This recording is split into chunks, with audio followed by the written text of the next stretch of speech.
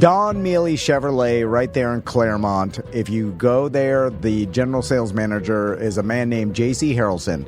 He's been working with us for over 10 years. Yeah, man. If you email him, if you call them and ask to speak to JC, he's going to put you with a salesperson that's going to make sure you get the best deal on any Chevy you're looking for. Yeah, they got amazing Silverado trucks. Oh, yeah. I bought my Chevy Silverado from them. My wife bought her Chevy Traverse from them. Yep, they have EVs. They have used vehicles. Yeah. I mean, all kinds of really good, vehicles. But we've been working with them. It's crazy to me that we've been working with them. They're Gold Star client at this point. Yeah. It's been 12 years that Don Mealy Chevrolet has been with us. That's insane. And I'm telling you, just go and talk to JC. He's going to be like, oh, you're a Tom and Dan listener? Like, it's been 12 years of them advertising with us, and they will take care of you, and they'll give you the best deal possible. And I guarantee that. Like, here's what I want someone to do. Yeah. I want someone, because there'd be nothing more American than this. I want someone to buy a Corvette on July 4th. Okay, mid-engine Corvette. You have to buy it on July 4th. They really are a supercar. Like, when you see them driving, you're like, God dog, that's an awesome car. It is an awesome car. Is that a Lamborghini? Did you know that in Forza Horizon 6 came out? Yeah, and I remember the BDM gave me the racing simulator? Yeah. Do you know one of my favorite cars and the car that I use the most on Forza is a mid-engine Corvette? Yeah, I'm sitting in front of, I don't have a real one yet, but I'm getting near, I turned 50, so I'm closer to Corvette. I sit in my living room and I pretend to drive a mid-engine Corvette. It's so, because it handles good. It is a supercar. It's fast as F, man. So fast. If you're looking for a Chevy, dmchevy.com. Talk to J.C. Harrelson.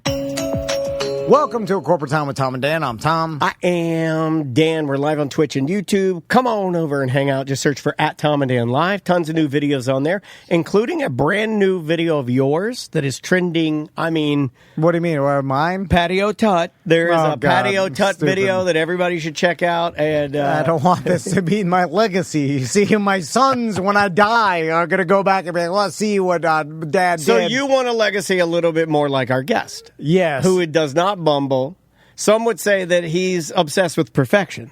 Yeah, that's true. But it's interesting because I follow Matt, and he's totally honest about a journey he's going through right now, and it's vulnerable for him to put it out there, and I want to talk to him about that. Well, technically, you're putting it out there for him. So it's on his social. It's on his channel. No, but you're saying this. He's here, and he can talk about it. But you just chose to apparently just out him in front of our entire audience, which I feel is very reckless. Not out. Has nothing to do with that. Very, very reckless. Matt Mormon's on Zoom with us. How you doing, Matt? Hey guys, what's going on? Good to see you, man. So, first of all, you look amazing. I've been following you, just watching how you've been dialing in your fitness and your health and your nutrition and everything.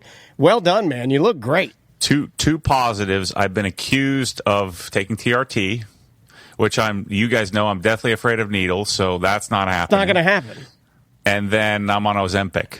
So that's good. That means I'm working out hard. Apparently. I may have started those rumors. Yeah. Because I was like, there's no way you can do this without TRT. And you're on neither, right? Like you are doing the standard nutrition and exercise, correct? Yeah, keto-based carnivore and then CrossFit, and I'm training for a 5K. Hey, all right. Yeah.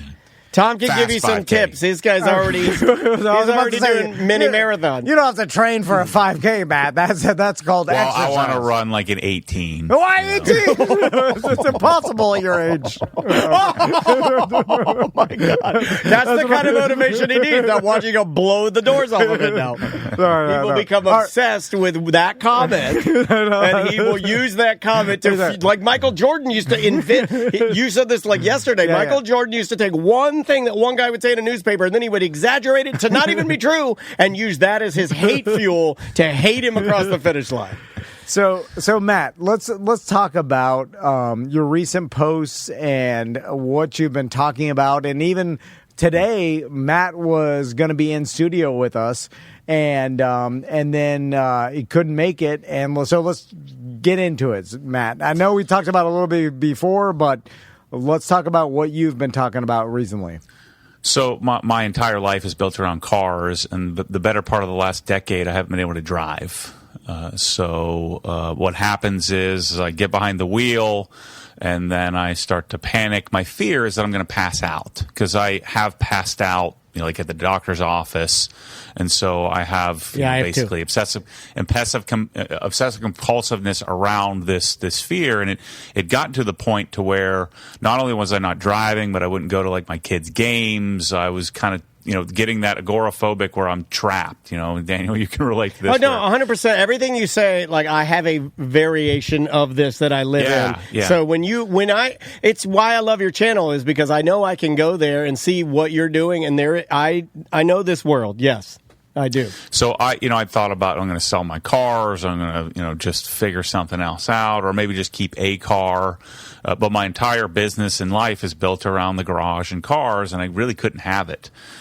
But I've been working on this like a maniac, just chasing. I've done EMDR, ART therapy, tapping, hypnosis, CBD, other various types of medications, genetic testing. I could keep going on and on. Right. And I didn't fad any of it. Like, I went all in. And so I recently went all in on being ketogenic, so staying into ketosis, which means you have to test. Right, so I have to prick my finger and test it. I thought if you just cut carbs out, you'd be in ketosis. And the concept of being ketogenic is that you would produce over, say, a half a millimole per deciliter on your blood test of ketones. And so the concept is, I follow this lady, Dr. Boz, on YouTube, and I actually took her course and learned that as you get older, to get into ketosis is actually much more difficult. And so I started blood testing, which took a lot for me because I'm deathly afraid of needles. Right. And so it took me months just to prick my finger to test it, which helped therapeutically make me get over myself a little bit. So I started testing my blood, started learning how to do it, learned that I really kind of need to eat once a day early. So I eat like a ribeye and a stick of butter at like 9 a.m. every day. So it's every man's dream. My God, you added a little ridiculously on MTV, and I have the perfect life. Tom's brain here. So, somewhere the whale is sad because he's like, "What? I do that. I did that, and all I got was to stand up and fly into the light. And you get to do this every morning, and you have a collection of portions, and you have abs. Yeah. So I learned about a ketogenic lifestyle. The concept is, after a certain period of time, 2 or 3 months, your mitochondria they recycle, and when you become fat adapted, you have less of like a anxiety response. Because your high blood sugar, high blood glucose, insulin resistance, all this stuff can lead to to just a general state of angst. Because you're not healthy per se. Now, I wasn't convinced that this lifestyle would work, so I had to learn how to do a blood test. Right. Have you seen those ones where you put on your arm and you press the button? And so I can actually do that. If I had to go to LabCorp, I'd be passing out, flopping around, passing out everything. So you have one of those ones. Do you wear it? Is it one of the wearable ones that you can keep on? Or? I've done those too. Like I actually imported one where most of them are glucose monitors. Those are easy to get, but there's actually one from. I can't remember the name, but it's a ketone monitor. Wow. It doesn't work very well, but I've worn those. But that scares the crap out of me. Like, you have to, stick it on your arm. Yeah, no, I get so you. I've had to overcome these things, and so that still wasn't fixing my problem. I couldn't drive, and so here's what happens: I get behind the wheel of the car. The more expensive or fancy or more I like the car, the more angst I have. Interesting. So I get behind the wheel and I start driving, and I could be perfectly fine. I know how to drive, and I'd come up to a stop sign, and I get that adrenaline. Anybody who has a panic attack, I'd get a full blown panic attack. That adrenaline rush, feel like I'm going to pass out. I never have. But I feel like I could, and so then I put my tail between my legs and I go home and I don't drive for weeks on end. And then the walls started getting tighter and tighter and tighter to where it's spread into everything. And so I got into ketosis, and then one of my followers he sent me a lesson from this world-renowned psychiatrist, and in that lesson there was a book from Dr. Claire Weekes. Weekes, and she explained my entire existence. the avoidance, the panic, the fear, the phobias, the things that sort of make the walls close in and you eventually don't go outside. And she explained that, one, you're not dying. This is like a natural response, right? It's a good thing for your body to have a fight or flight mechanism. You've had, the thing that resonated with me most is you've had your worst panic. I'm always waiting for the big one. When's the big one coming? And I was always avoiding the big one. And so the follower had then referred me. So I read that book. I was like, man, I called my customer follower, Ken, and I said, dude, can you get me into this guy? This psychiatrist. I said, I will pay any amount. I would sell my house, my cars, give up everything just so I can meet with this guy. Right. And he says, I don't know, man. He's kind of retired and he only has a few clients. And so I said, look, I'm an interesting case here. And so he took me on.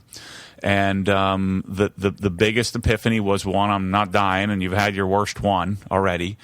And then after session 3, he had me stand up at my desk. So I have a standing desk at HQ. And he had me hyperventilate, breathe in and out of my mouth for 90 seconds. Like real heavy hyperventilating, and then you get that kind of rush to your head from too much oxygen. Sure. And he said, just stand here and deal with it. He said, it feels like you're going to pass out. And I'm standing there, and I just kind of felt it. But I knew I wasn't going to pass out. And so something clicked in my brain oh, this isn't so bad. I can do this. Yeah. And so then the next week, he booked a double session. I'm doing this on Zoom with him. He booked a double session with me, and he said, he didn't tell me this because otherwise I would have freaked out. He had me go halfway through the session and said, why don't you go show me your car, one of your cars? So I went and showed him the car, and he's like, well, why don't you just get in it? And I'm like, oh, boy, I know where this is going. And so he had me get in it, and then he said, well, why don't we just go drive around the parking lot? Could you do that? Are you okay with that? And I drove around the parking lot, and he's like, well, and I'm on the busy street. There's cars buzzing by, and he's like, well, why don't we go to the parking lot next door? I said, oh, I can't do that. And so I pulled up to the stop sign, backed up, pulled up to the stop sign, backed up for an hour.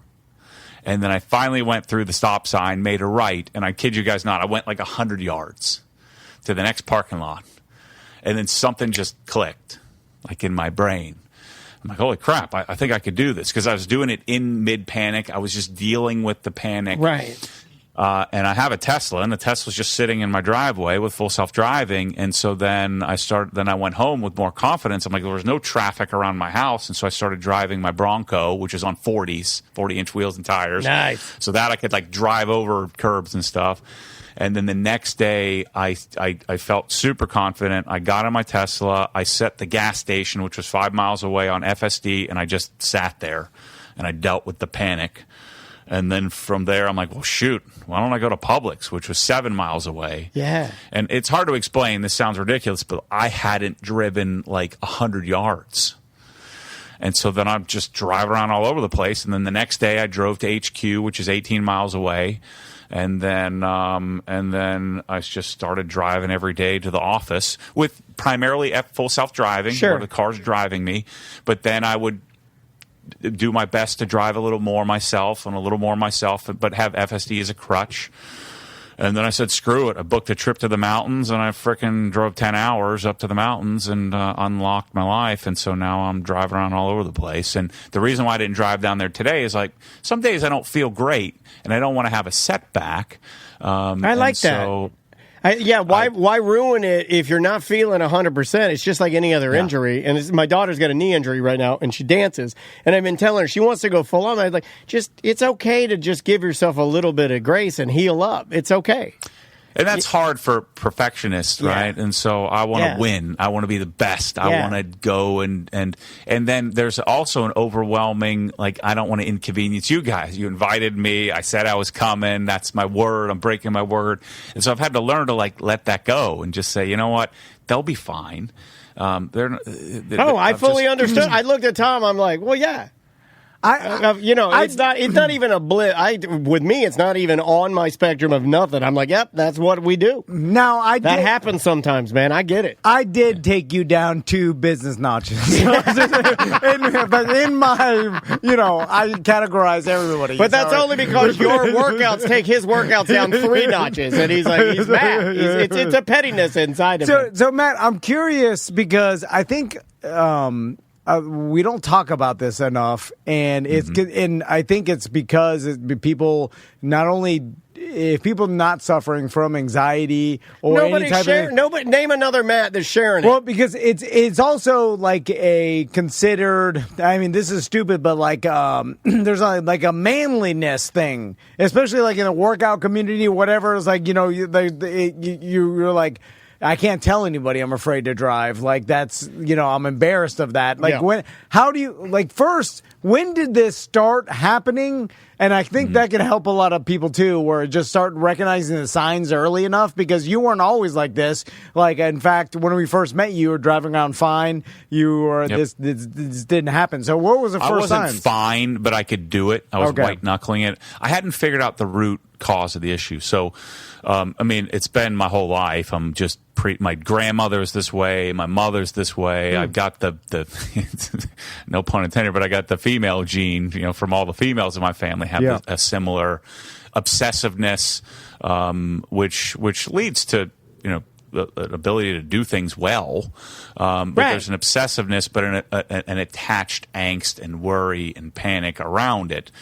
And my aunts and so the whole maternal side of my family has this same kind of issue. And so in 6th grade, I went to visit my grandmother in the hospital. She had knee replacement, and she had one of those little puke trays, and she went to puke in it. And I'm like, what's going on? Because the light started closing in on me, right. And I started sprinting, fight or flight, right? So I literally started. I'm 6th grade. So I'm 13 years old. I start sprinting. I run into a wall, break my glasses in half, and I woke up on a stretcher. And and they're like, check me out, and the doctor's like, no, he's just squeamish. And so then every time, for the next couple of decades, maybe once a year, I'd get when I got my wisdom teeth pulled, or got braces, or went to the doctor to get a blood draw, I would pass out, but it was isolated to that.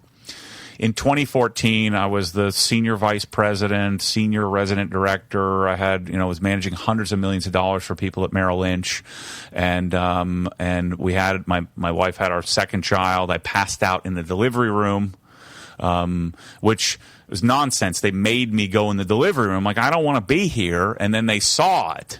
Like, big jack dude passes out on the ground dead, and then it's pretty dramatic. Yeah. And so then the people kind of, my family kind of let me off the hook after they saw it in real life and saw, what I was afraid of.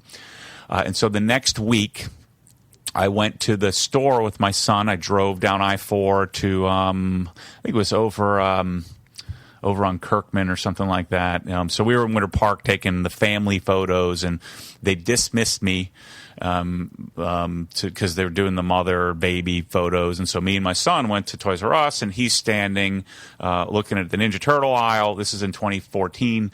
And I was just scrolling Facebook, letting him do his thing, and I saw my buddy had stomach surgery, and the Black Death came over me in the store.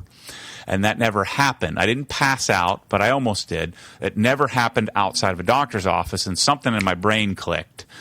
Really what I had was a panic attack, and something in my brain allowed anxiety to attach itself to this fear of, oh my gosh, I could pass out. And then I had to go back down I-4, and just in mid-panic on I-4 over John Young and over by the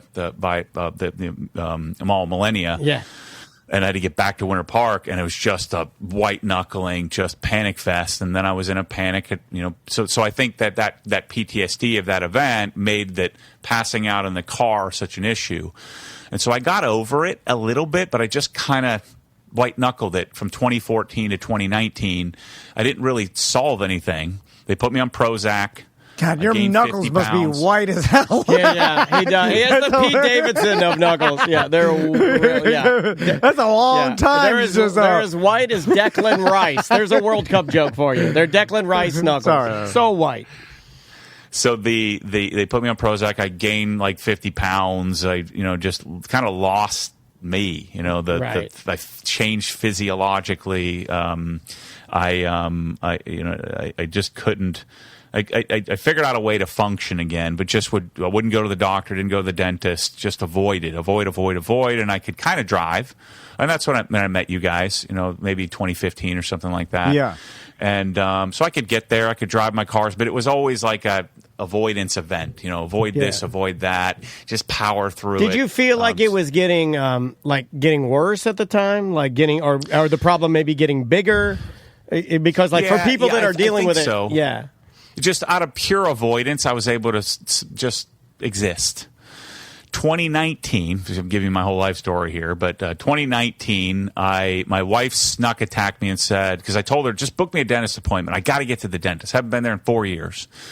And I had hit my mouth when I was skateboarding when I was younger, in my early teens, and my front tooth died, but I didn't know it. So I go to the dentist, and my worst fear is that, of course, my worst fear is that I'd have a cavity, and beyond my worst fear is I'm going to lose my frickin' front tooth. Right.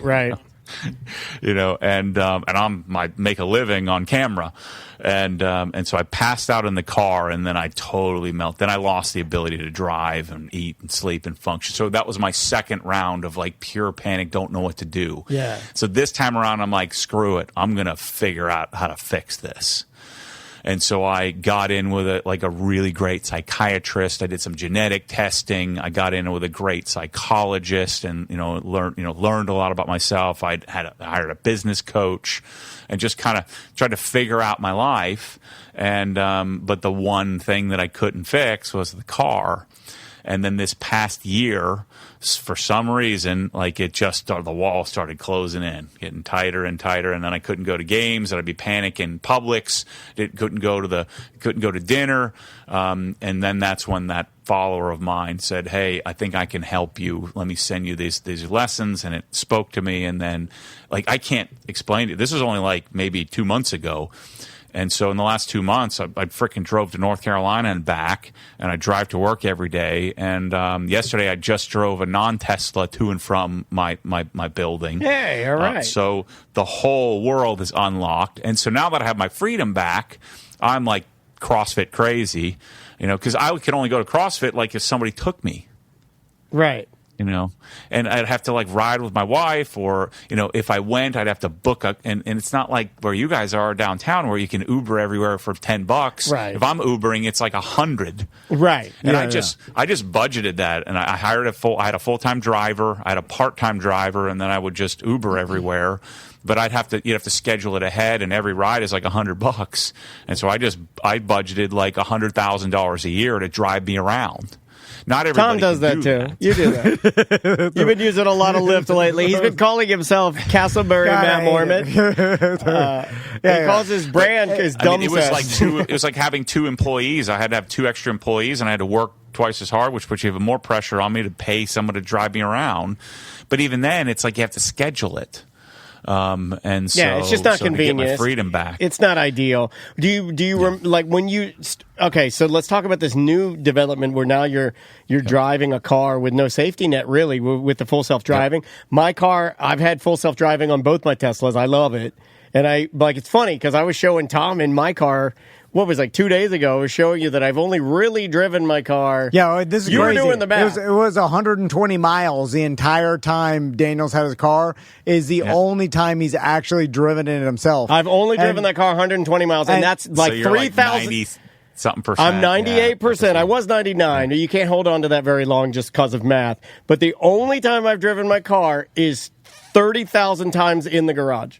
30,000 parking in the garage. It's a crazy amount of miles that and I even attribute I was for people that run super high anxiety, Daniel's found this self-driving car is a cure for that. It kills road rage too because there's a disconnect. I'm not in charge of it. So if somebody cuts, sorry, it's my car. Yeah. Also, if somebody cuts me off, it feels less personal because I'm not behind. I don't know what it is, but like when you start talking about like clicks and things going off in your brain. I get it, man. Like I live. It's pretty incredible. And so now for me, I'm at the stage where FSD is. I have it if I need it. Sure. And I don't need it. Or like I drove down to Tampa last week, and going over the on 275 when you go over what is it, Tampa Bay there to get to St. Pete. It's like it's 12 miles of walls. And there's no turning around. There's no pulling off. Nope. And you're up 200 feet above the water. I mean that But don't you feel? Do you get okay? Are you still when you are accomplishing that? Do you still get? Does it still make you pause, or have you reached a point now where you almost get excited because you know you can do it? There's a bit of I've been doing this for a decade plus, and so there's a bit of a habitual of, oh man, what if? Am I okay? Am I okay? Right. Every stoplight I go to, I'm like checking it out. I mean, so I'm not cured here. But you're getting better, yeah. But here's the key. The key is to, you can't avoid forever, but you don't want to go to 10 out of 10. You want to get to a 3 out of 10 and then retreat, and get to a 3 out of 10 and retreat. So this therapist had me sort of working on tools to you can't wish it away. The more you wish it away, the more it comes. Yeah, true. And so I had to learn how to accept it. Ketosis isn't fixing it. Tapping isn't fixing it. Drugs aren't going to fix it. This phobic response has to be. You have to get. You teach your body to eliminate this or to accept the fight or flight response and roll with it. Yeah, is it almost nearly impossible to do in the time? Yeah, is it like almost like you're giving into it a little bit, right? Like you have to almost sit like he had you sitting in it. Yeah. Yeah, just you have to sit in it, accept it, and let it in, which is the flight. I literally want to just leave my car in the middle of the road and run to where I don't know, but just start running like I did when I was in sixth grade. Well, if you were in the movie Falling Down, you would run to an Army-Navy store, and then you would kill the Nazi who owns it. That's a great movie. It makes me think, because with other phobias, the general public can have a better understanding, because, like, say, arachnophobia, right? Yep. I think most people aren't super happy to hold a tarantula or to have a spider crawl on them, that's right? Fair. You know what I'm saying? Yeah. So that's a good example. There's a baseline understanding to be like, yeah. And now, obviously, to the point where you can't ever have any relationship with nature, or you're frozen in fear if there's a spider in your house. Like, obviously, it affects some people way worse, and that, but and then with other phobias, a fear of public speaking, the fear of flying. Like, I think everybody, no matter what, like, a lot of people get on a flight and they're like, you take off or I've cried. I've literally not wanted to be on a plane so bad that I've gone to the bathroom and cried on the toilet for fear of getting on the goddamn plane. But when you experience turbulence, I think everybody's uncomfortable with it. But it's like when the fear of leaving your house, to a lot of people, it's such a routine that everybody does every day, never even thinks twice about it. Like, I think that's hard sometimes to understand for a lot of people, like driving or leaving your house, and I think a lot more people suffer from agoraphobia. Like the person, a guy that I bought my first house in Deltona, he was agoraphobic and didn't leave the house for like 3 years straight. Yep. I think one of the neighbors told me, like, oh yeah, he never, and then everything was immaculate, whatever, he just never left. 3 years, and then it becomes a real thing. And it gets so bad, it does become where you're in prison, right? Where like leaving the front door is so hard to like get through that people just are a prisoner in their own home, right? Yeah, the avoidance. I mean, that's why. So today I had this decision tree to make. I was going to come down and see you guys. I think the reason why I woke up with like a baseline, let's say a 1 out of 10 angst, was I ate a bunch of ice cream last night. I don't do that. And so it kind of, I'm carved up. I kind of didn't feel so great, and I'm like, this is kind of I'm gonna drive through, down, the turnpike, and and the FSD would get me there, but I'm like, I'm attempting to learn. I just didn't want to do it. Drive an hour at white knuckling it, and then an hour back, and so I had to like confront it. Okay, I'll call Tom and Dan and just say, hey guys, I'm not feeling up to it today, and then accepting that they won't care. They don't. I'm not that important. Like, I'm not that special that, like, I'm going to ruin their day here. Yeah. And the only reason I asked you to drive here is because I was bullying you because I knew you had a problem. Yeah, I mean, he's a horrible person. And I was like, this guy hates driving now, but I was asking him to come here. He knows you're a bad person. He knew what you were up to. He knew I'm joking.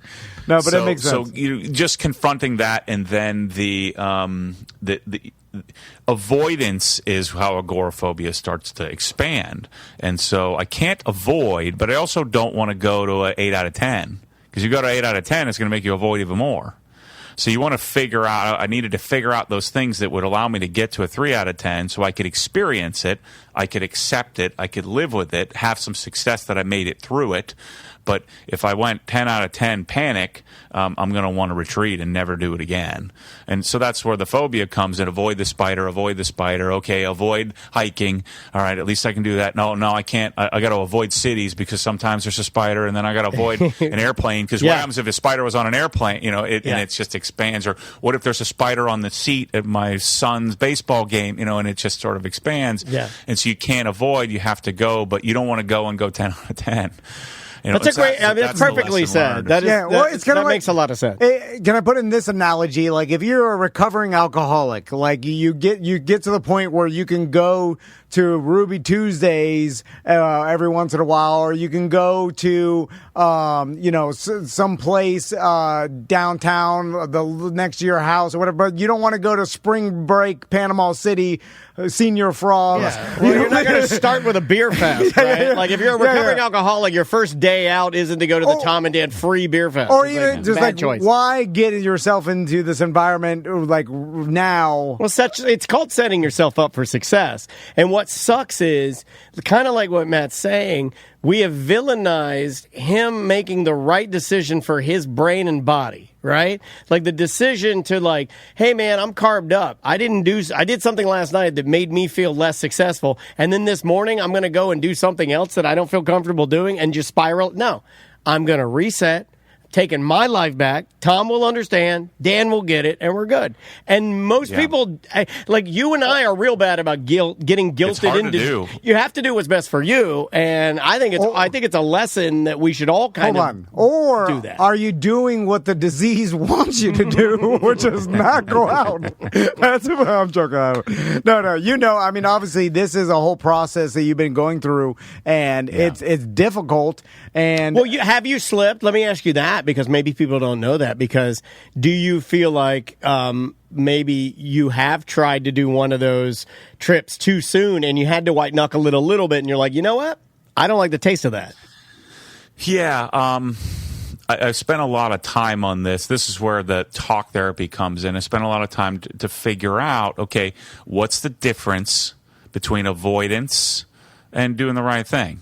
When am I doing things out of fear of inconveniencing others versus doing the right thing, doing the right thing for me, but not being so selfish that you close everybody out. And there's a delicate balance because I'm an all or nothing kind of guy. It's like, screw everyone. I've got this all on my own. Right, That's what happened in 2014. I was literally all on my own. I wouldn't let my assistant open an account for me because I thought she'd screw it up. And I just had this, everybody sucks, and I got to do this by myself. Probably would have let him do it if it was a guy. Right? Well, they will screw it up, Matt. They're never going to do it the way you do it, and they'll screw up everything. Tom, that's a huge acceptance factor. I mean, I have 40 employees now, and I've had to learn how to, hey, they'll get us to the same spot. They're not going to get us there the way I want, or I would have.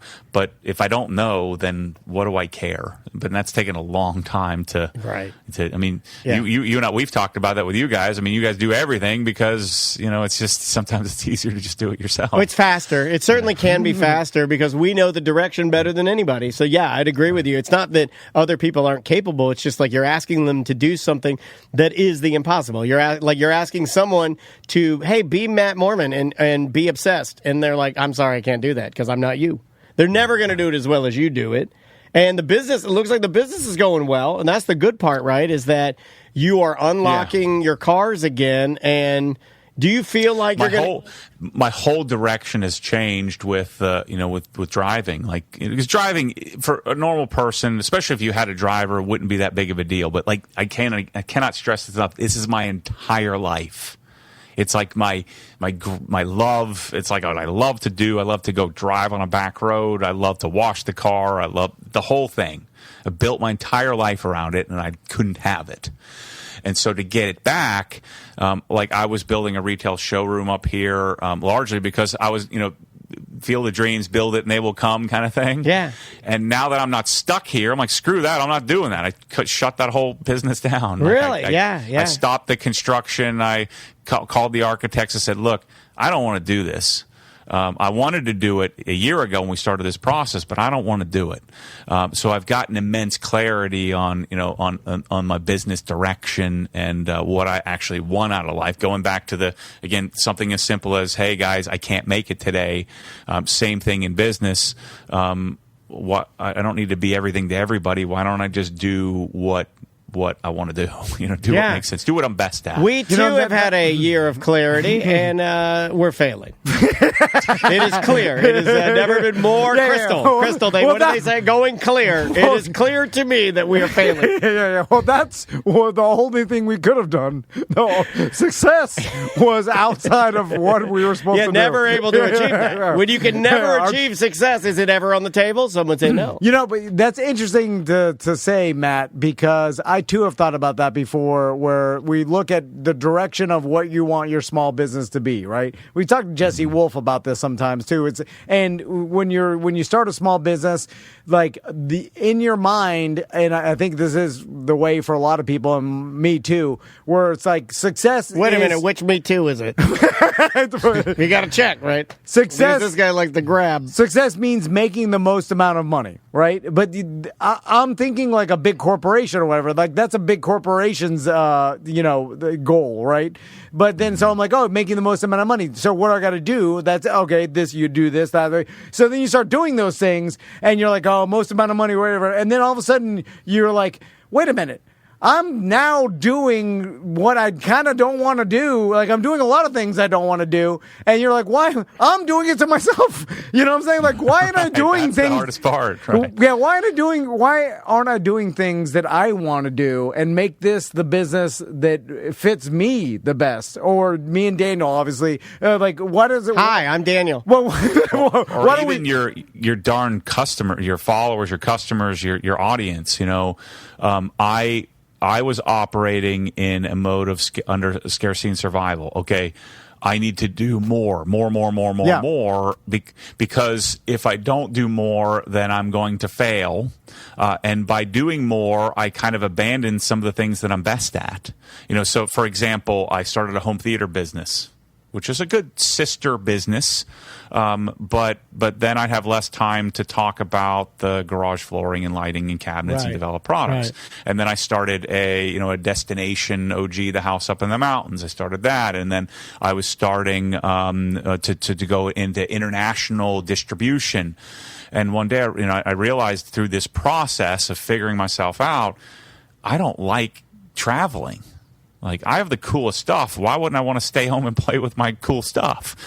So I haven't even scratched the surface of the United States. So what am I doing flying to Europe when I don't have time to do that? And why am I opening a home theater business when I haven't conquered the garage business? And we had a really successful, say, Black Friday weekend, and I went and looked at the number of orders, and it was maybe like 3,000 total orders across the whole weekend, which is amazing. So what if that number was like 30,000?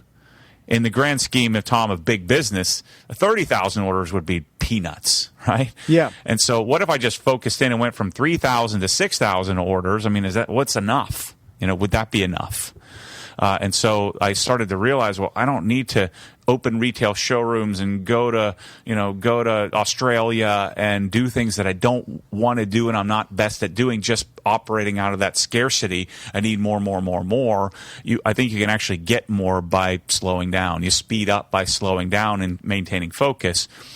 Because I had a bunch of products that I hadn't really talked about very much in a long time. And so what if I just went and talked about those products instead of worrying about going to Australia that I don't want to go to? Yeah, is this why 30-hour flight. Is this why I was reading a blurb on, and I don't remember on which one of your social media channels I read it, but you were kind of talking about restructuring the videos and just it almost sounded like you were like purposely slowing down so when you put out a video, it is exactly what you want, exactly what you want to say, and in the vein of the old OG version, pun intended, of the way you like to do things, but it's purposeful and it's you, and there's literally no fat on it. It's literally, here's all the good stuff. This is what I want to talk about. This video has purpose and it has direction.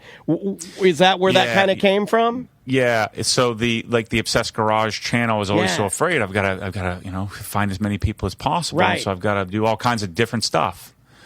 And the problem is YouTube doesn't like different stuff. They like the same stuff, because the algorithm doesn't know what to do with you.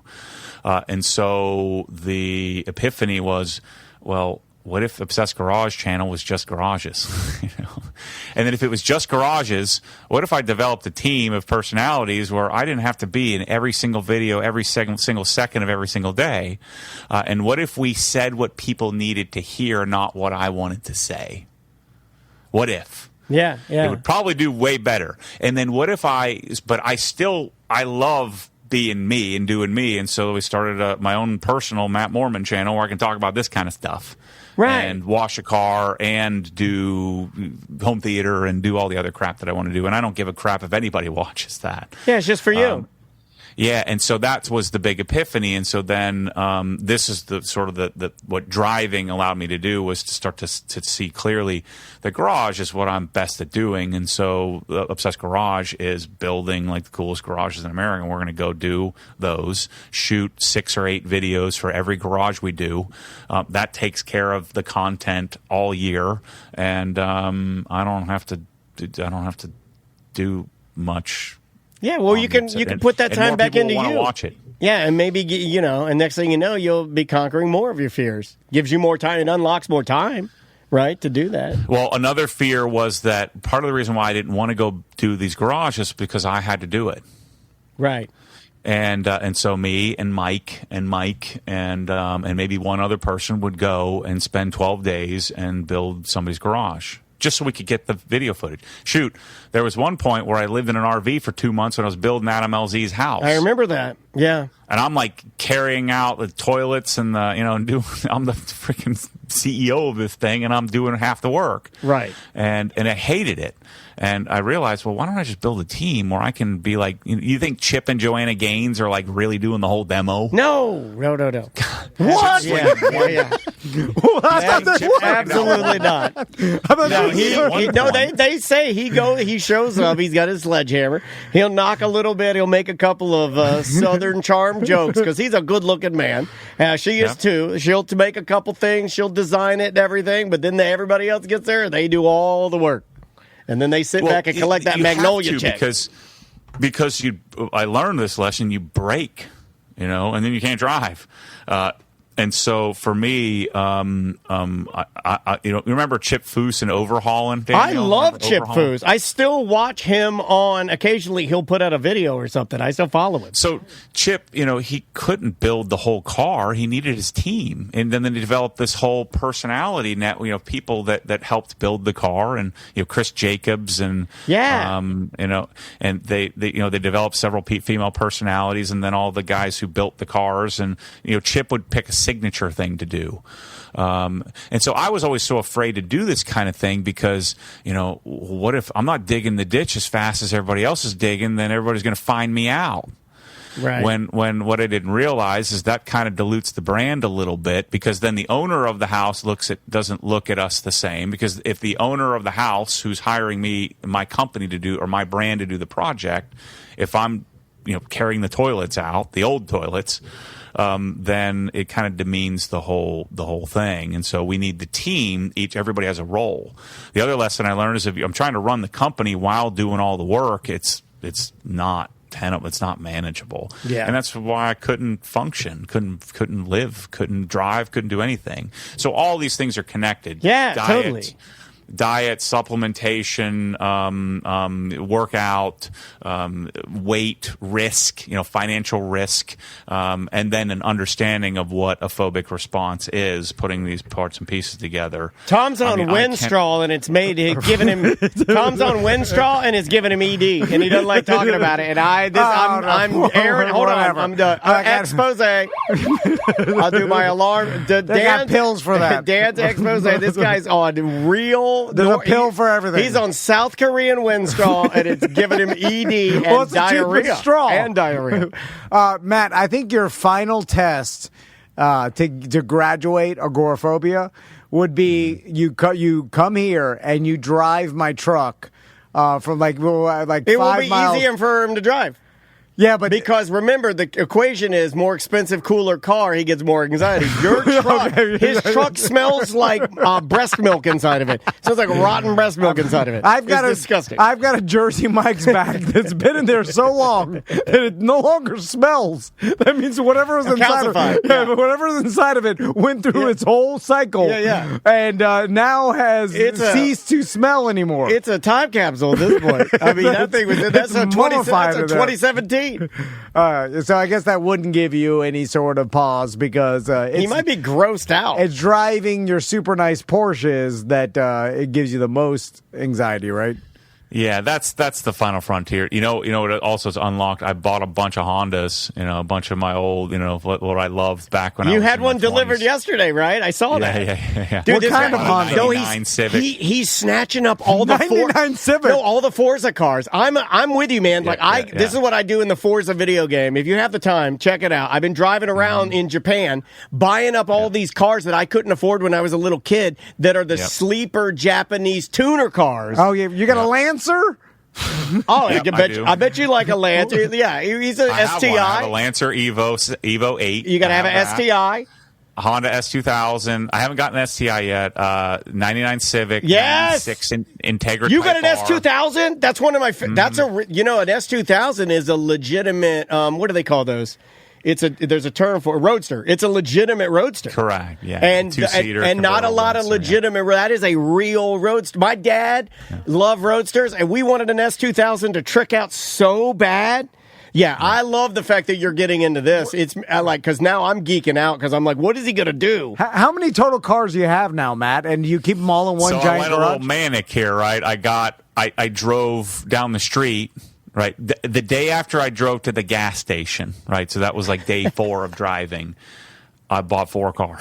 I like that. Yeah, mania, baby. So I think I have, let's see. I have the Evo, Mitsubishi Evo, 05 Mitsubishi Evo, but these are all like really nice. That's a Bradley Knoll of cars, by the way. You get out of rehab. The GT4 RS, GT3 RS, those are the Porsches. Yes. I have a 2013 BMW M3 and 05 M3. I bought a GT. I bought a 3 in Forza this morning for $25,000 fake dollars. That's the closest I'll be to Matt. Is I'm buying cartoon cars now. I bought the reason why I could do this is I got a parking lift so I can stack the cars, so I park them underneath each other. So I fit 6 cars there. So I think I'm up to 11. But what happened was, so I started to unlock, and I did a vision board, and I hadn't done one in a long time. So I took the business course I've taken many times. I took it again just as a refresher. And part of my vision board was I decided I wanted to have a Japanese, German, like a Japanese car collection, a BMW car collection, and a Porsche car collection. And because to get to this point in life, I've always had to sell one to get one. I didn't have the space to put it, and now I've got a big warehouse. And I'm convinced that these cars they're starting to run away from us. I mean, I wanted a 458 Speciale Ferrari. They were $280,000 to $350,000 a couple of years, like maybe 3 years ago. Now they're $1 million too. Right. So that car I'm never going to get. It ran away from me. And so, even Honda S2000s, I think they're going to be $150,000, $200,000 cars. That's right. I like the fact that you have one is so cool, dude. That car is so coveted. Yeah, I found one with 1,900 miles on it. It sat in a lady's garage. She never drove it. The only issue is it had a bunch of mold, which is fun for me because it's a project that I learned about O2 and ozone, or O3 and ozone. I've been learning about, because I've never had to clean a carpet before, Tom. Nice. Did you hear that little bit of shade? I've had mold in my trunk. You just put some damp red in there. You get a whole big thing of damp red. Well, it's still in there. It just doesn't smell as bad, Yeah. I had to learn about all this. So I like, chasing those kind of things, restoring it. You notice that Matt did not write down damp red on his list of let me write down damp red. He collects it, and then it rolls around and spills out the water again. God, my damp red. It's called the cycle. I don't even know what that is. I've never heard that term before. Well, damp red's for poor people. You wouldn't know what it is. It's this ball that collects all the water in your car. It's a little white pail that you buy, and you take the top off of it, and it has a magic. To poor people, it's magic. There's a magic dust inside of it, and the poor people magic dust. It sucks all of the moisture out of the air. Oh, you add water to it? No. It sucks. The dust sucks the water out of the air, and then the pools in the bottom. And then it's a bucket of water, and then you turn left, and it spills out again, and it's a never-ending cycle of damp red. No, I bought like $1,000 ozone machine and a $1,500 extractor and all kinds of stuff. I've been learning about how to clean up. Tom stole my Sawzall. And he stole my Sawzall 20 years ago. He's still using it in his backyard. I saw it. I found it. Our buddy, we have a listener, Austin Rouse. He put a picture of it online. He goes, "Hey, whose Sawzall is that?" And I was like, "This mother effer stole my tools." Well, let's get him out of here. Yeah, we got to go. Again, Obsessed Garage on YouTube, social media. Follow Matt's new channel. Yeah, just about the journeys going through. I think. Especially if you suffer from anxiety, why not sign up to his channel and at least learn what he's learning, because you're doing it at the tip top. I'm hoping this doesn't become my freaking identity. It's been my identity the last decade. I'm kind of hoping I can just let it go. And I think you can and act like a normal person. But I'm convinced. Me sharing it. If I hadn't shared it, I never would have met Ken, and Ken would have never connected me with Dr. Julian, and I wouldn't be driving a car. I'd still be trying to tap my temples or something stupid that isn't going to fix anything. And so I have an appointment to tap my temples at 3 p.m. today. Yeah. Now I feel dumb. I've never tapped nothing. That's confirmed. That's true. That's actually true. This is a non-tapper over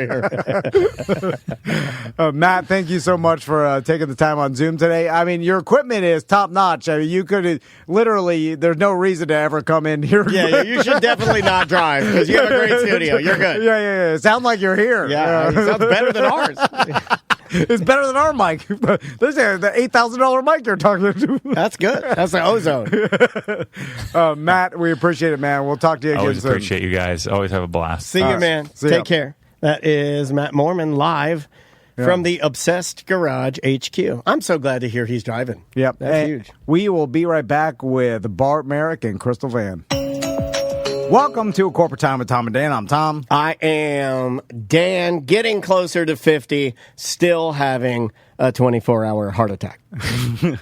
Well, by the time this airs, you'll be dead. Yeah, I know. I've been having your voice from the past. I've been having a full heart attack leading up to my birthday. It's so funny that it's funny, because I also think I'm having a heart attack. Oh my God! Are you having one right now? It's just, this is my.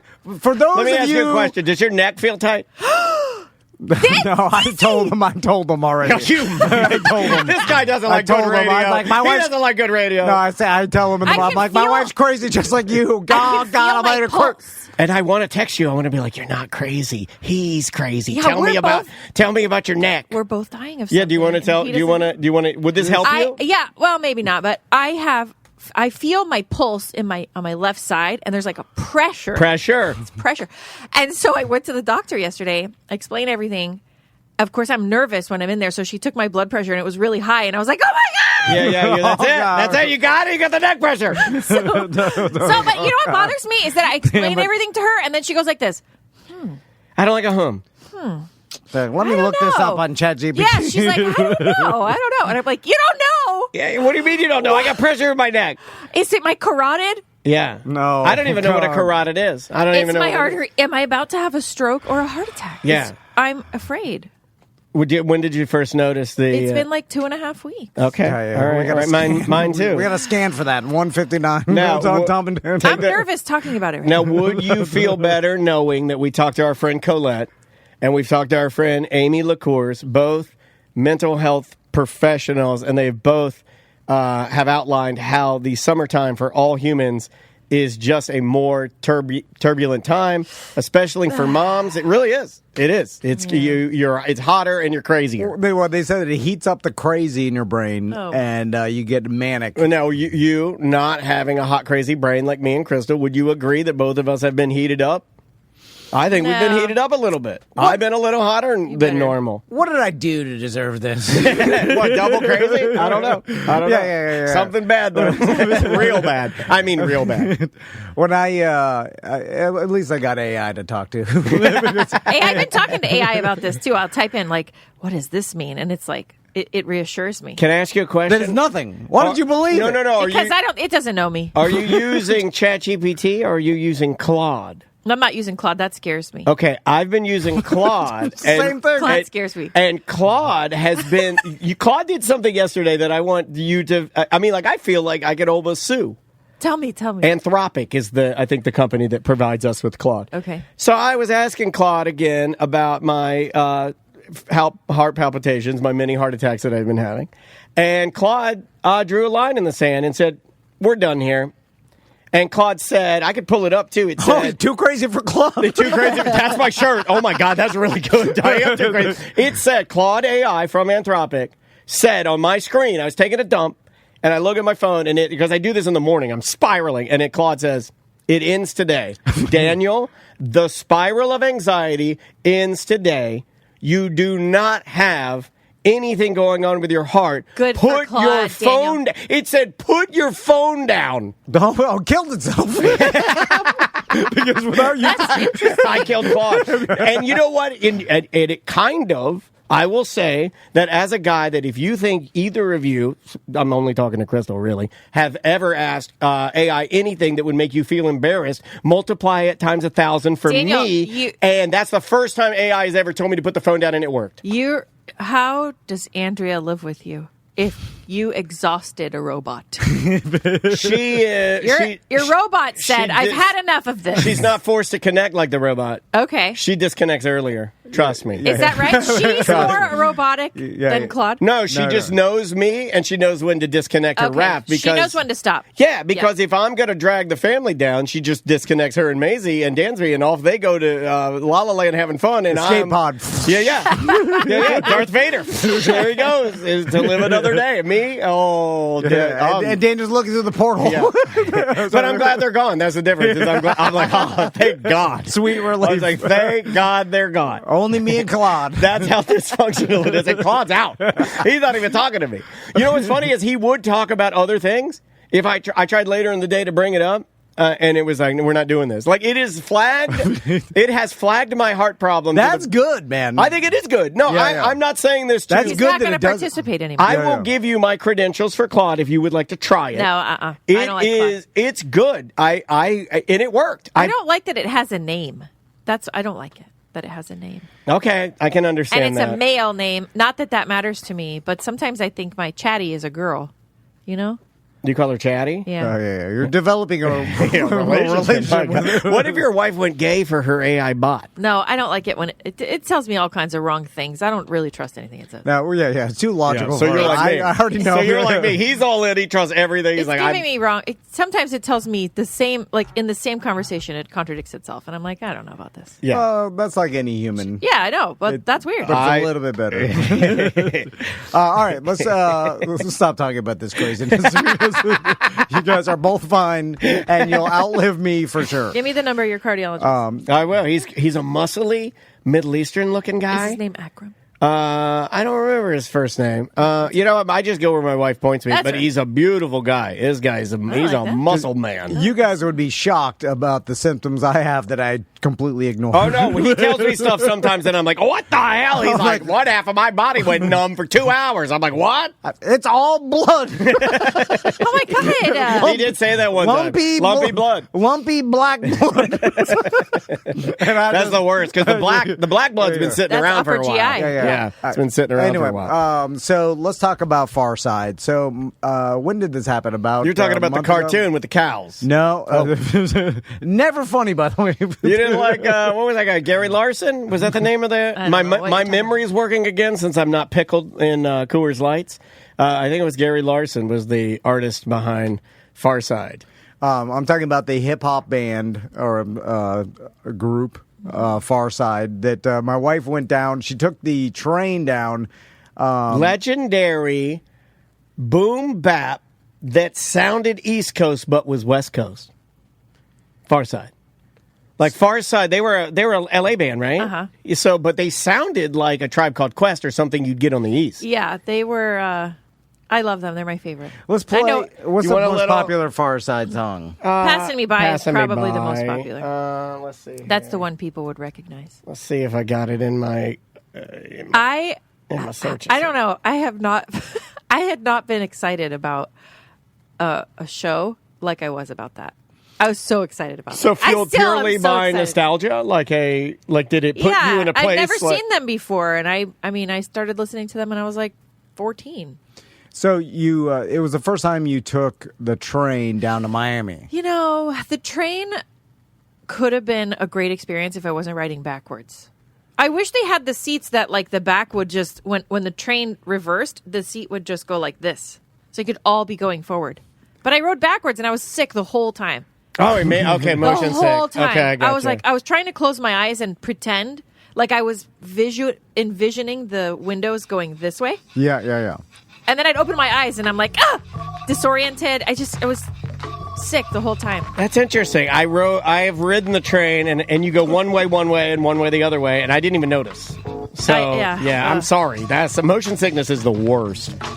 You're not used to riding backwards in transportation. No. So it is, now that I think about it, it's a weird sensation. Well, it felt special as a kid when you were sitting in those little jump seats, right? Going backwards in the station wagon. It did for me. I was like, oh, this is special. Oh, yeah, maybe. But that was like to the grocery store. It wasn't 3.5 hours. Right. Correct. Correct. And it's also, I felt like it was faster, way, which was easier. The Brightline honks the entire way. Did you know that? Like the horn is just I didn't even notice that. The whole way. I did not notice that. Because like most of the time you're going through city streets. Yeah. Unless you're like passing by the 528. But like the whole way it was just like so I think the closer you are to the front, it's kind of annoying. It's just loud and no offense, annoying. Brightline. It was nice. No, I got you. I just wish I wasn't going backwards. It's not for everybody. Here's a little Passing Me By Far Side. Most people have heard this song. I think so, yeah. It's been in multiple video games. It's super famous. It was in a... You guys want me to rap every word of it? I'll do it right now. I know people would be impressed I'm with just that. kidding. I know it from a freestyle stand-up jet ski video that I watched in the 90s that it was called Going Richter. Oh, they definitely did not pay for that song. They just stole the song. Yeah. It was a stand-up jet ski jumping waves at the beach. And then I was like, that's pretty badass, man. What's that called again? I'm gonna try to find that for you. Going Richter. I think it may be that one or another. I love it. That's fantastic. So Crystal, this was a month ago, and Crystal took the train, and then I picked up Tommy from fishing club and then drove down because then we were both planning on driving back. So she was taking a one-way, right? Right. And I always admire the fact that you go on like concert adventures. I think I've told you this before. I think it's rad that you just go like, I'm going to a concert by myself on a train. That's cool. Yeah. That's very cool. Well, Crystal and her mom have this thing where it's that they will always opt to do whatever the thing is instead of not do it. Right. So, like, which is the opposite of most people, I feel like. In society. My mom would always say, just go do it. Like, if it's bad, then whatever, but you just have to go. Yeah, I like that. Like, anytime you get invited so somewhere. hers was just go do it. Yes. And Nike's was just do it. Yeah. And weird how that shook out. Just you eliminate the go. Right? How close? Charlene's been killing it all these years saying just go do it. Same thing. Yeah. I am going to tell my sons, I'm like, choose a partner in life that you don't have really anything in common with. And is seemingly different from you in every way, because that will help you. Why not just pick a partner that wants to just go do it? Yeah. Instead of find a partner do we that have nothing in common? Find a partner that you look at and you're like, ugh. No, but here's the problem. But loves just go do it. If you choose just go do it, two just go do it's too much. That's too much doing it. Well, you're the one. We're kind of flip flopping now because you're the one. I mean, we are on our way to a place, a trip, and he's going, all right, where are we going next? Like, he is the one who's driving. He's afraid of dying. Yeah. Old age terrifies him like the Grim Reaper comes. It comes in the night. The Grim Reaper comes in the night, and you could tell that this guy's paranoid of old age. I'm not afraid of dying. I'm afraid of not living. Tim McGraw. Right. Yeah, a bull named Fu Manchu. We're like, I'm riding a racist bull. This bull is racist. Well, actually, whoever named is racist. Anyways, Anyway, the original. Almost made a bull I eye was so joke. confused, but I got Tim it now. McGraw? The bull named Fu Manchu. Yeah, live like you're Why is he dying. named that? Tim McGraw. Yeah, maybe he had like a beard. The wispy, a wispy beard, Fu Manchu beard, racist. Anyway, so the reason why I say that is because I often will not, especially like it's these small things. Like I'm looking to plan the next grand adventure, but I'm not looking to plan like the hopping the train to a hip hop club in Miami to see a band. Yeah. You think rap's crap? I know. I saw the T-shirt you're wearing. No. It's just all these small things, which is. The spice of life. A Far Side concert is it's peanuts to you. You have to be sleeping on the side of a volcano in Hawaii with your family. Yeah. I want grandiose, gigantic adventures, but you can only do those like once a year. But it's like the small things is really what life's about. So you've eliminated your ability to appreciate the small things by only delivering grandiose adventures. Well, I want the grand adventures, and Crystal's like, let's do all these. Like, she's like, I want to see Far Side. I'll go take the train. Like, I'd never do that for myself. Like, I'm glad she does that. I'm glad, and then I'll tag along to a lot of Yeah, you hate that, right? Anyway, hate it. Yeah, don't tag along with me. And that's why you go by yourself. Borderline Sublime was like, okay. We did that because that was something like he and I have been listening to Sublime, since we met.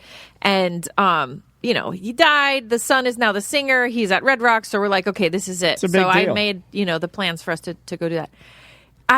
Borderline would have had, well, I don't want to say that. Oh, my God. Oh, man. Censoring. The thing is that you don't enjoy music. Are you guys going to have a physical altercation in here? Can I say something? When radio hosts start beating their wife, we will all to the moon, dude. We'll be the most popular show in town. It's tried and true. It works for everybody. Guarantee you Mr. Beast will hit his girlfriend at some point when he's on his way down. You got to do it, man. He doesn't dance and sing and really... just get into it, and I like to get into it. You weren't even you'll bob your head a little bit. A little bit with Sublime, he was bobbing his head, so that was fine. But when he tags along with me to other concerts, he just sits there and is watching them straight faced, and I'm like, "Are you having any fun? Do you want to go? Is this fine? How much longer?" I'm like, "It's probably only 3 more songs." He's like, "No, I'm fine. But you're not like enjoying. Is that really how it goes down, though? Is that pretty accurate? This is discrimination. Of people that are having fun in their heads. I don't outwardly passive fun. But I don't outwardly show my fun and my enjoyment. You're a prude with your fun. It's just you hide your fun behind clothing. I'm here. I'm just the fact that I'm here. You're like means a never that I nude. You're a never nude of fun. You never show your fun. Crystal wants me to do like outwardly show. I don't want you to do that. Like she wants. What do you want me to do? Raise the roof. He's raising the roof. I mean, you were doing it. I don't want you to do that because that's not who you are. That is fine. but I want to go and enjoy music without somebody sucking it down. Who does do that, and it doesn't have to be you. That's my point. Oh my God! I feel like I'm witnessing a wife asking for an open relationship. No. You just blew my Silverado hat off. No, just like I would have sex with somebody who will bite my neck, and you don't do that. So I would want permission. I want permission to step out. No. But like when I went to Farside, I did go with a group of friends, and we were all dancing, and our hands were in the air, and we were singing all. You were raising the roof. Oh no, that's what he was doing. I told you. As his attorney, I told you. As his attorney, that is. You know what? I think you just messed up, and that's going to hurt your case. That's going to hurt your case. Yeah. I said I'd raise the roof. Yeah. This disabled man right here said he was raising the roof. Even showed you he could raise it, and you didn't even act like it was nothing. So, well, I had a lot of fun. Okay, so you go to Farside. So then after the concert's over, right? Now, it's in a Miami club, and you're fine. And I think I'm at Andre's house. I think this is important because I do think that this is where he does shine. There are a lot of husbands that would not. And if you're listening to this and you're like, wah, wah, no, there are tons of guys that would not be okay with that. What, with me, with their wife going to a concert alone? Alone, yeah. Tons of guys are like, Tons of guys are like, nah, you can't. I can do whatever I want. Yeah. He doesn't ever tell me I can't do something. Which I think is very healthy and very adult. Yeah, it's real. He doesn't tell me I can't do something for safety reasons or jealousy reasons. He's all about you doing you. Yeah, go have fun. Right. The more important reason would not work. What? If I told you couldn't do something, that would not stop you. He was saying he doesn't waste his breath. Yeah, you're a pretty strong lady. I don't think all of our listeners know that what Crystal Van says, Crystal Van means, and it goes. But also, it's with that, do what you want. Yeah, I agree. Yeah, which doesn't work the other way around, by the way. You don't ever want to. Which makes me some sort of. But she's right. Name something that you're like, I'm gonna do this, okay, and then I'm gonna give you an example. Stomps it out. I'm gonna give you an example, really quick. He got invited in December to go to Brazil. I didn't even tell Dana about this. This is awesome. You're gonna go to Brazil? No, hold on.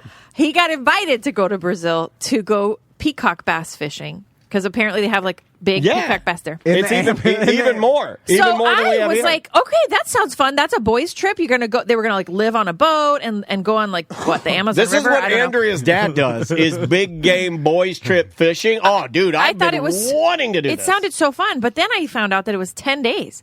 And I'm like, 10? Are you going to just be bass fishing every day for 10 days? No. And I said, that sounds boring. You're drinking and cheating on your wife. Yeah. Well, they do have a luau where they bring the prostitutes. Oh, my God. I'll be eating some coconuts if you know what I mean. So I was like, you can go. I don't really care if you go, but that sounds you're going to be bored after not 3 with days. the drums. Here's the drums are. I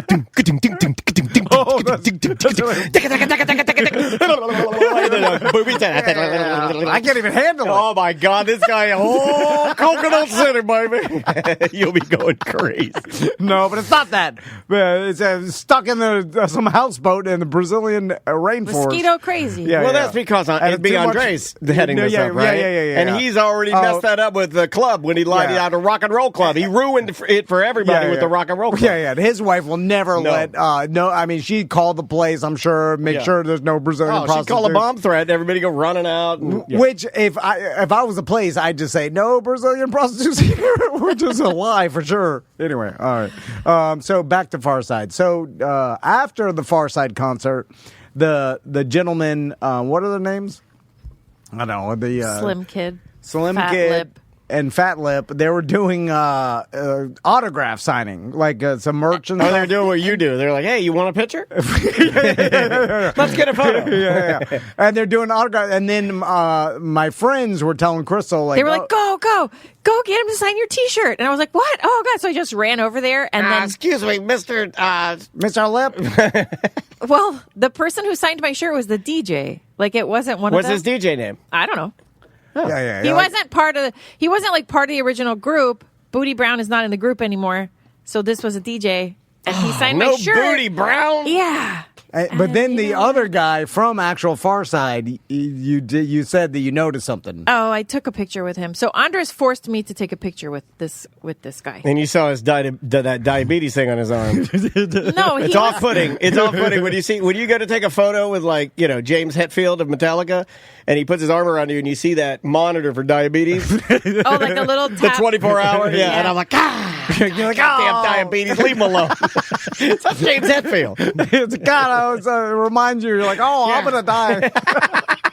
So the guy that I took a picture with, his name is Imani, and then he was like, excited to see all the people in front of me, and when he saw me, like visibly disappointed that I was like. A fan. God, white bread mother. Yeah. Like I was like an older white lady or something. Yeah. And he was like, looked me up and down and was like, goddamn Carol Burnett. What are you doing here?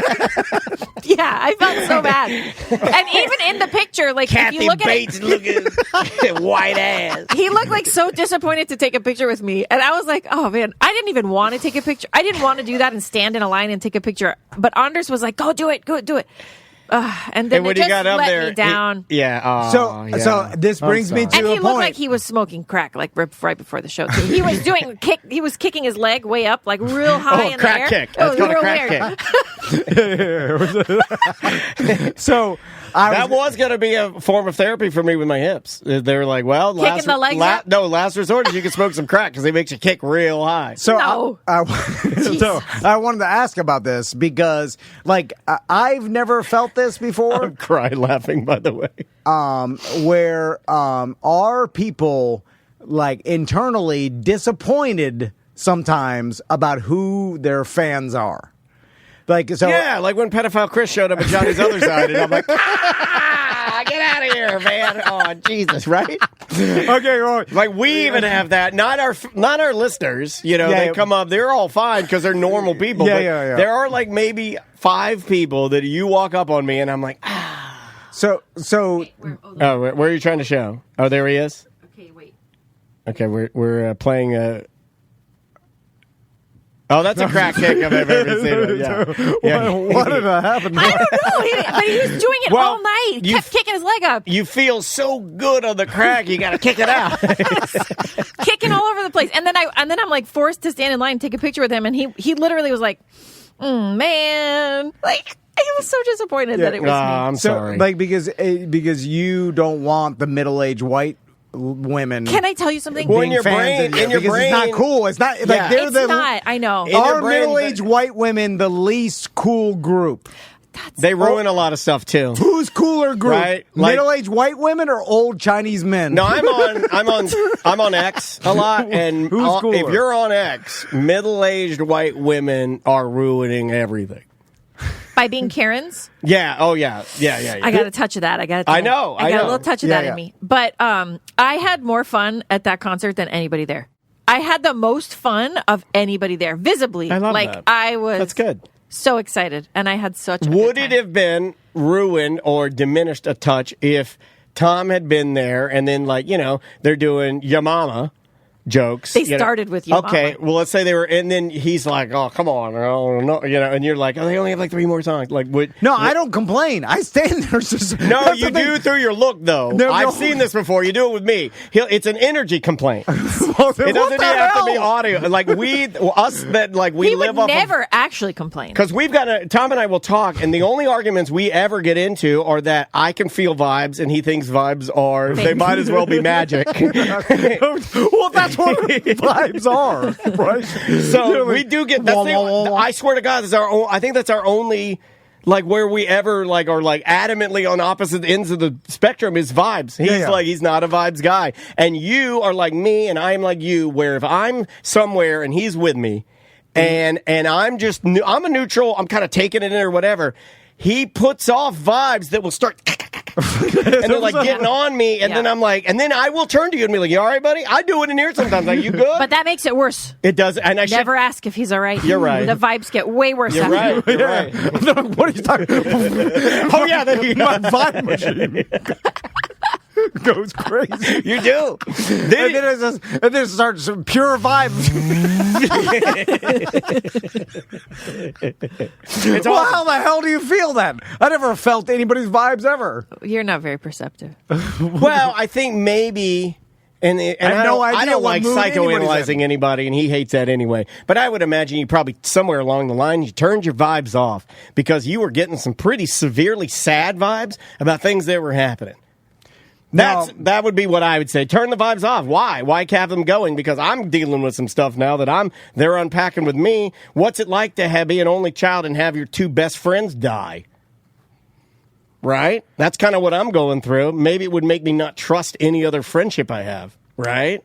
I don't know, but I don't like psychoanalyzing you. You were best friends with your mom and dad? Nerd. 100% I was. Yeah, I really was. Yeah, I was a nerd. 100%. Guilty. Anyway, all right. Yeah. Tommy can't pick up any vibes either. You're born that way. You have no idea what vibes are. He really He's oblivious to everything. I'm like, oh my God.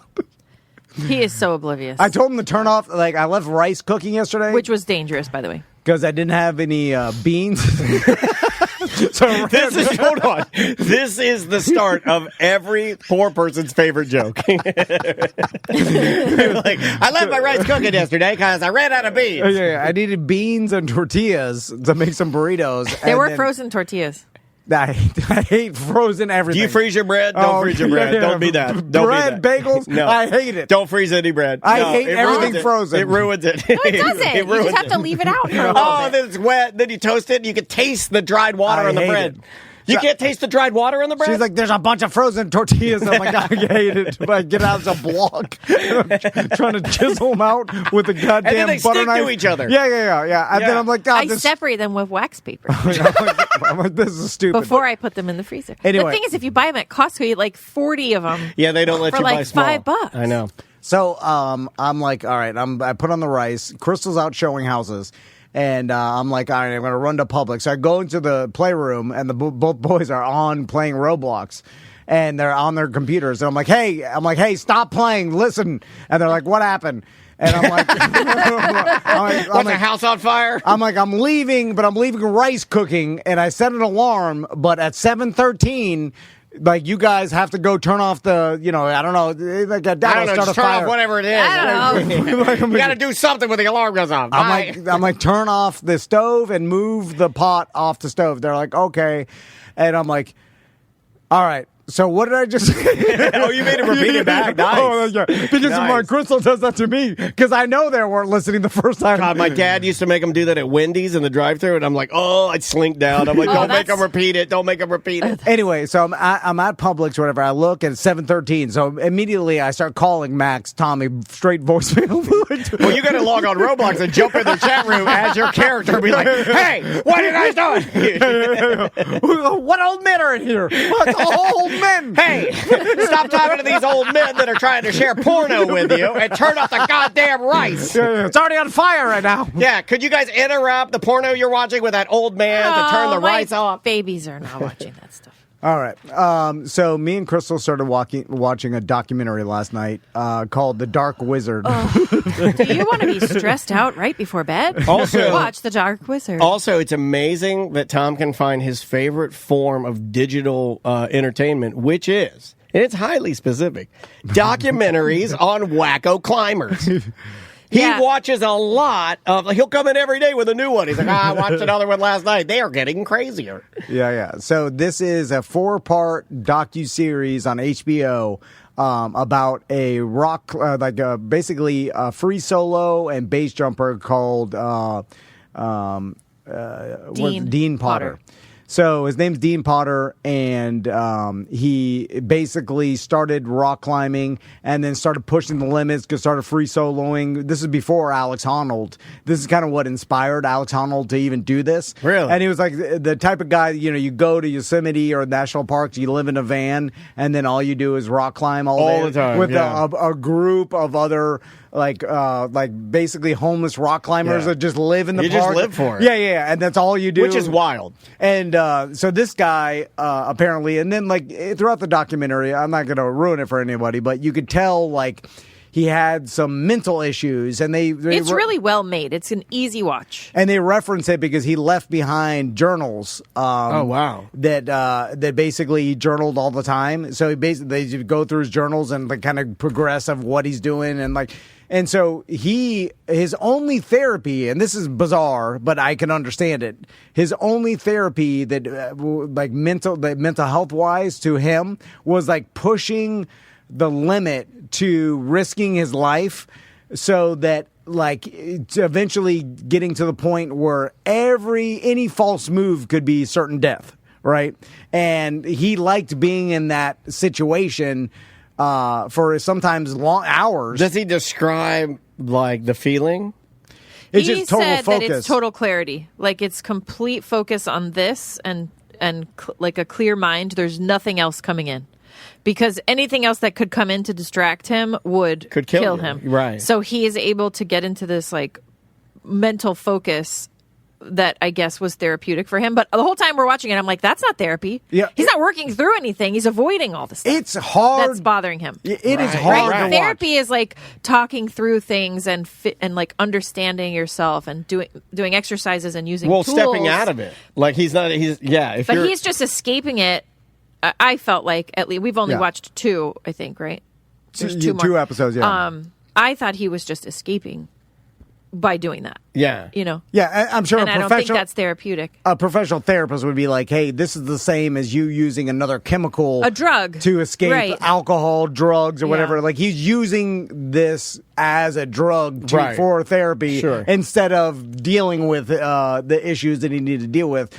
And I think a lot of people in this kind of world do this. I agree. And like base jumping, wingsuit and stuff, like you just keep pushing the limit, because then regular stuff that we would consider like risking your life, it doesn't even move the needle anymore until you actually get closer and closer. Like when you're free soloing some crazy granite face in Yosemite, you know, that any false move is death, certain death, 1,000 foot to your death. Yeah. And like, so.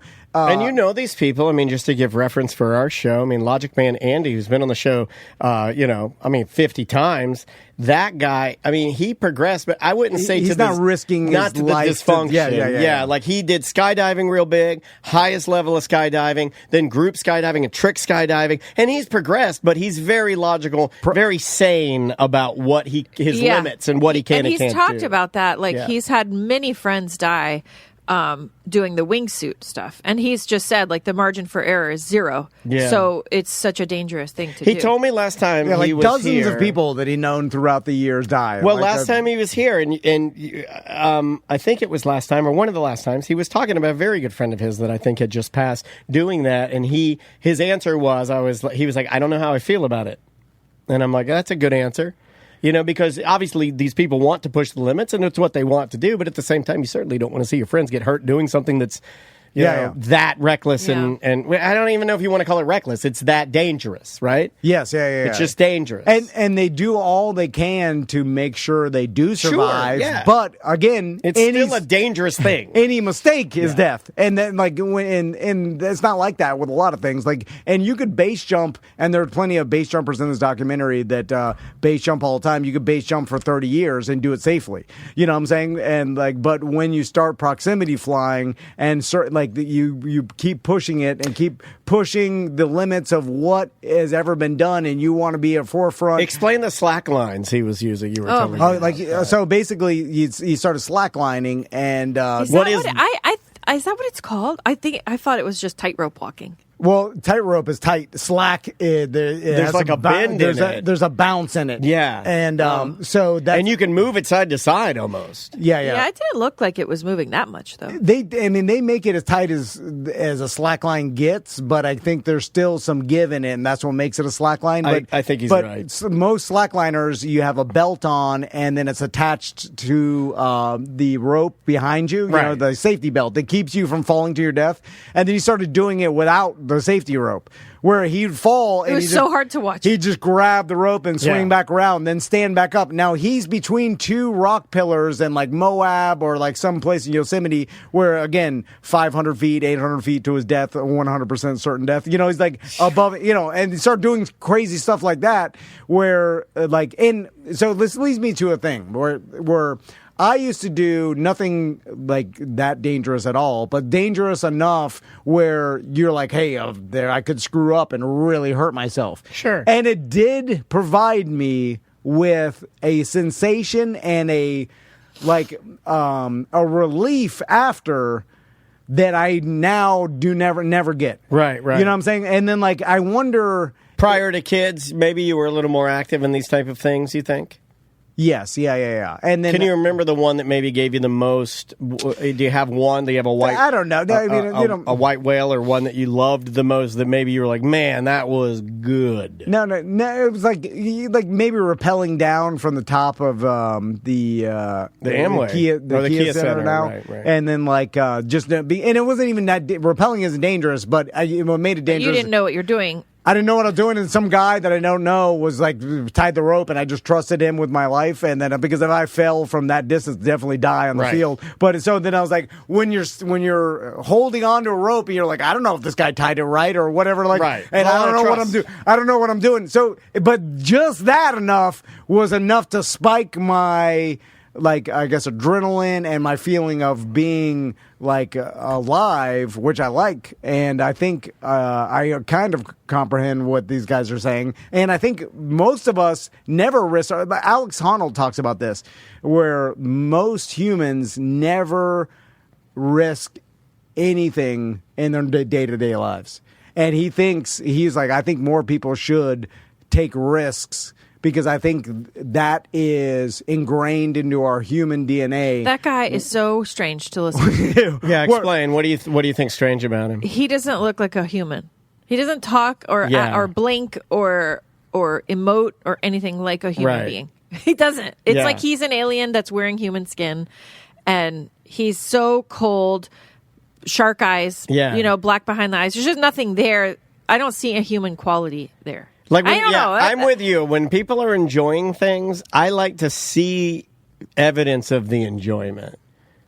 You know what I mean? Right, like this guy that the documentary's about, he is very artistic in his journaling. He's drawing. It's all emotional for him. It's all connected to the earth. He thinks he relates to the ravens that fly near him when he's climbing. Okay. And Alex Honnold is just like, I have a list. I made a list of all the things I've climbed. I have my times there, and I'm going to do this one next. And it's just very Excel spreadsheet. He is an Excel spreadsheet. And then the other guy, about that? Dean Potter. When you watch this, you're like, I can kind of understand what these guys are like. What? Well, my thing is, I think people should, and I think this is why safe. Why they people like roller coasters and things that even are totally safe 100%, but they have the feeling of danger.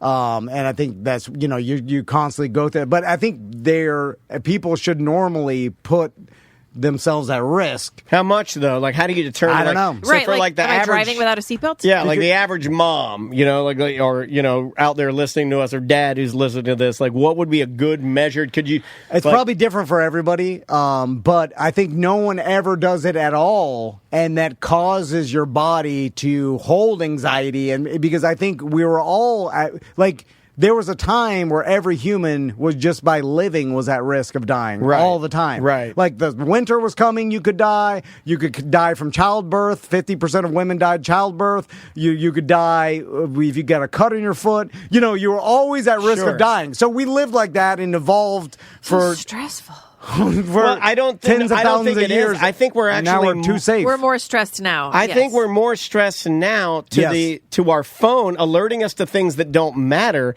versus the tiger chasing us in the cave or the, because it's real. That I don't think was stress. I think that was I don't know. I think we processed it differently than the way we process stuff now. And I do think that stress manifests itself into the heart attack, the neck problem, anywhere you think you are going to die because your body's actually wanting some sort of near-death experience, maybe. And it's some weird thing where all of a sudden it manifests Could be itself a release or something. I don't know. In a different way where like, oh, this could be death, even though because you never experienced any close calls in our safe world in 2026. What about AI or using, let's say, VR? Would it be possible for people like these guys to simulate this so well that they're still getting the safety of it, but they're getting the perceived release of accomplishing the thing that they needed? I don't think it is. I walked it has the plank to be once. real. Have you ever walked the plank? I have. I fell off the plank. Yeah. And I really thought I was falling. And it got you. Yeah, but that probably only would work once.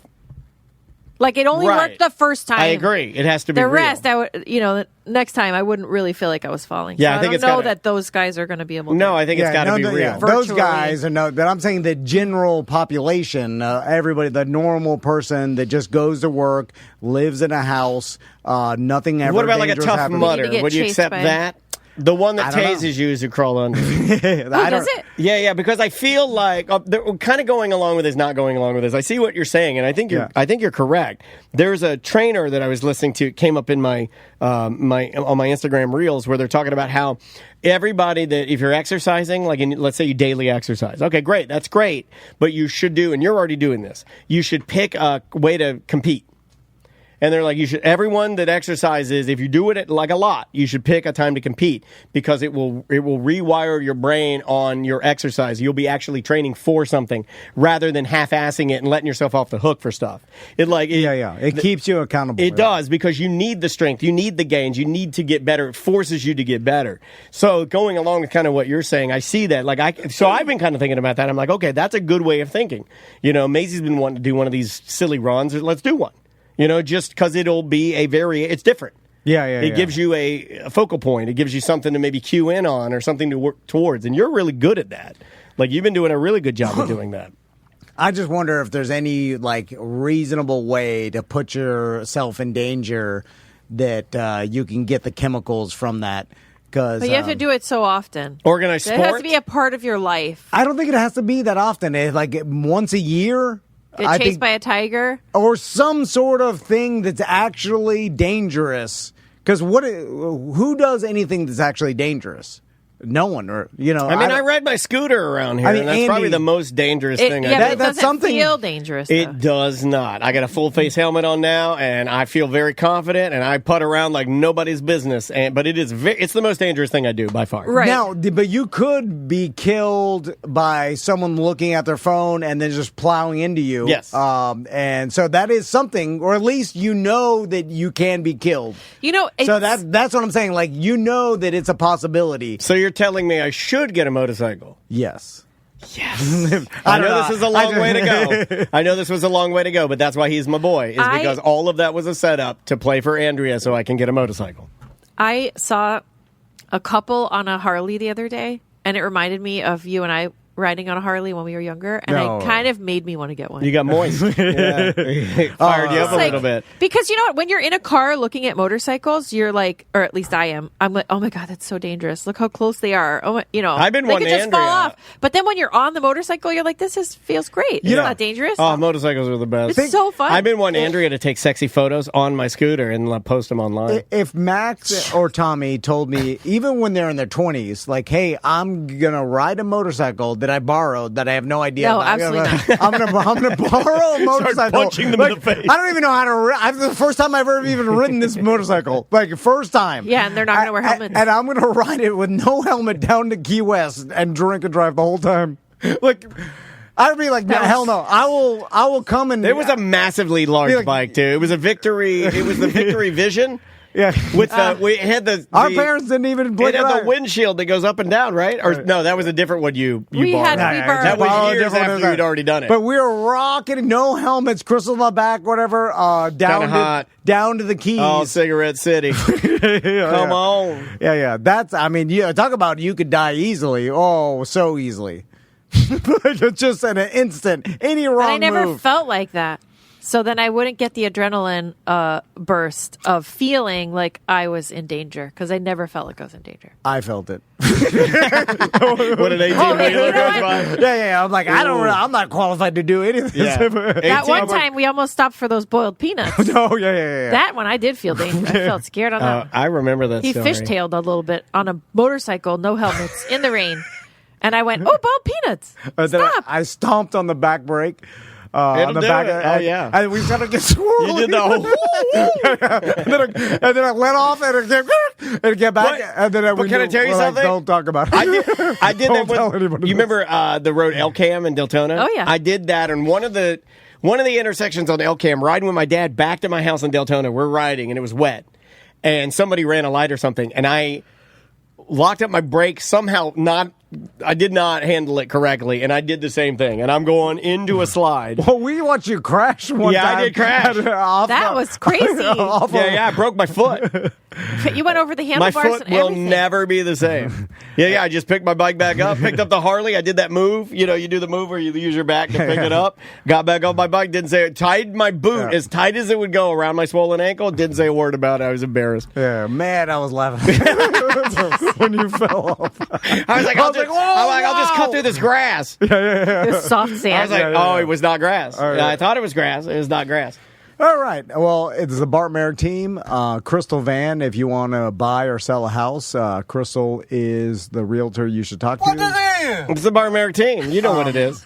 Do you like that? Do you approve that? I love it, Okay, yeah. I'll be using that. She will work hard for you, and she will pick up all details about what's going on for you because she notices everything. She does. And I think we did the perfect ad. I think that's the perfect ad. We may have done it. We've been crafting ads for 30 years together, and that may have been our... I love it. BartTheRealtor.com. Her cell phone number's on there. Yeah, get a hold of her. If you need to buy or sell your home, we do have the team for you, and it is the Bart Merrick team. All right. We will see you in a minute. Welcome to A Corporate Time with Tom and Dan. I'm Tom. I am Dan. We are live on Twitch and YouTube. Come on over at Tom and Dan Live. You can join the chat room. Tons of people in there today hanging out and chatting with us on a Thursday. Want to remind everybody that if you're anywhere around St. Cloud, Florida, that they're doing a big 4th of July celebration. Yeah. And I believe it's Lakefront Park Yes. right there in St. Cloud. One of the biggest and best fireworks displays you will find locally. Yep. And they are saying that because it is true. Live music, stuff for the kids, Yep. vendors. They got a bunch of stuff going on. All Tons free. and tons of stuff. And it has that really, really fun old Florida small town vibes. Yep. So if you want a awesome 4th of July celebration to go to, St. Cloud, Florida. There you go. We're working with St. Cloud, and it's cool because my pop-up always lived in St. Cloud my whole life. Yep. So I spent a lot of time in St. Cloud. You and are a it's St. Cloud man. Awesome Florida small town. Say it loud, say it proud. We're down with the cloud.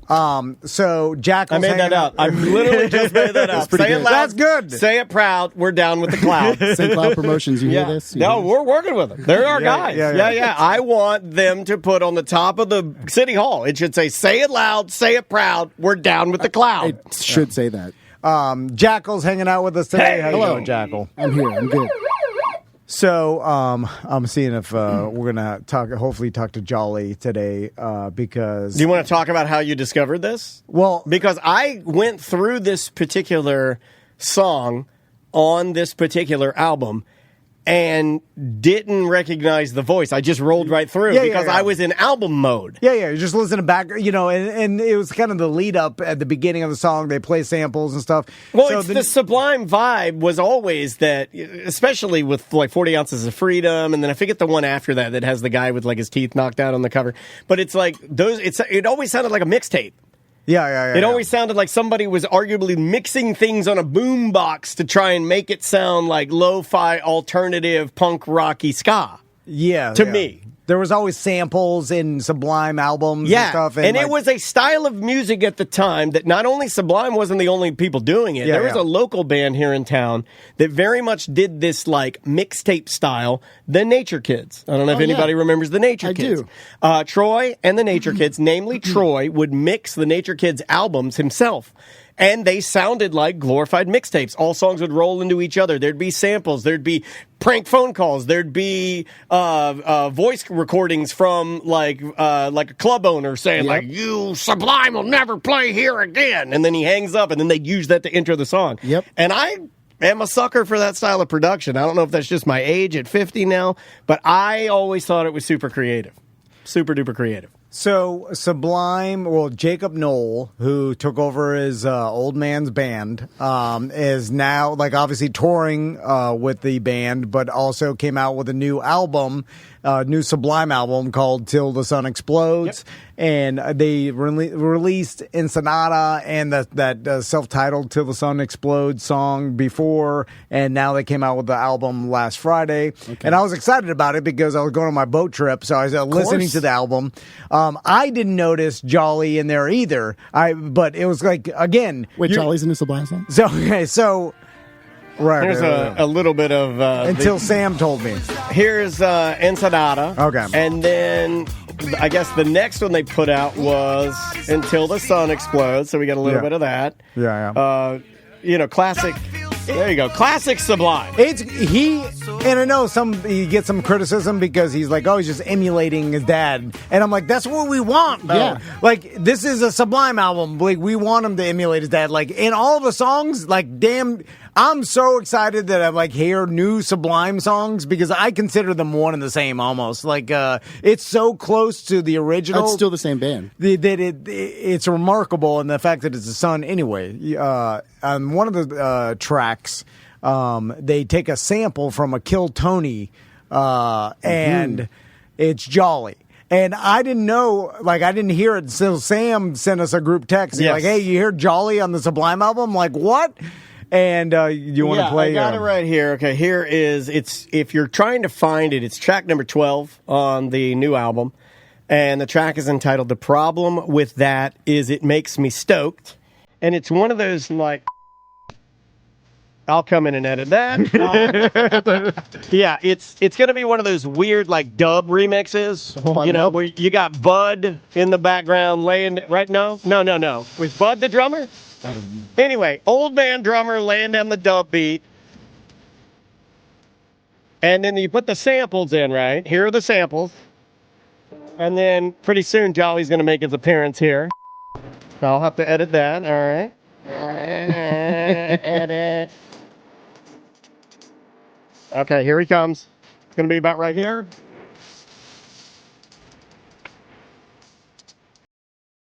Nice.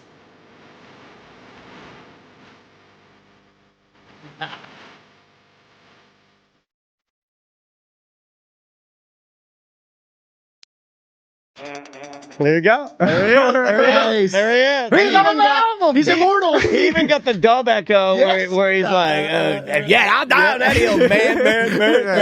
Well, on the line with us, David Jolly, who's on the brand new Sublime album. How you doing, Jolly?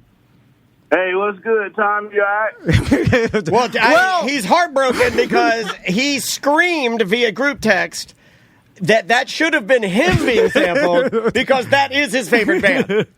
What a goddamn hater. Oh, man. No, you know how it is, Jolly.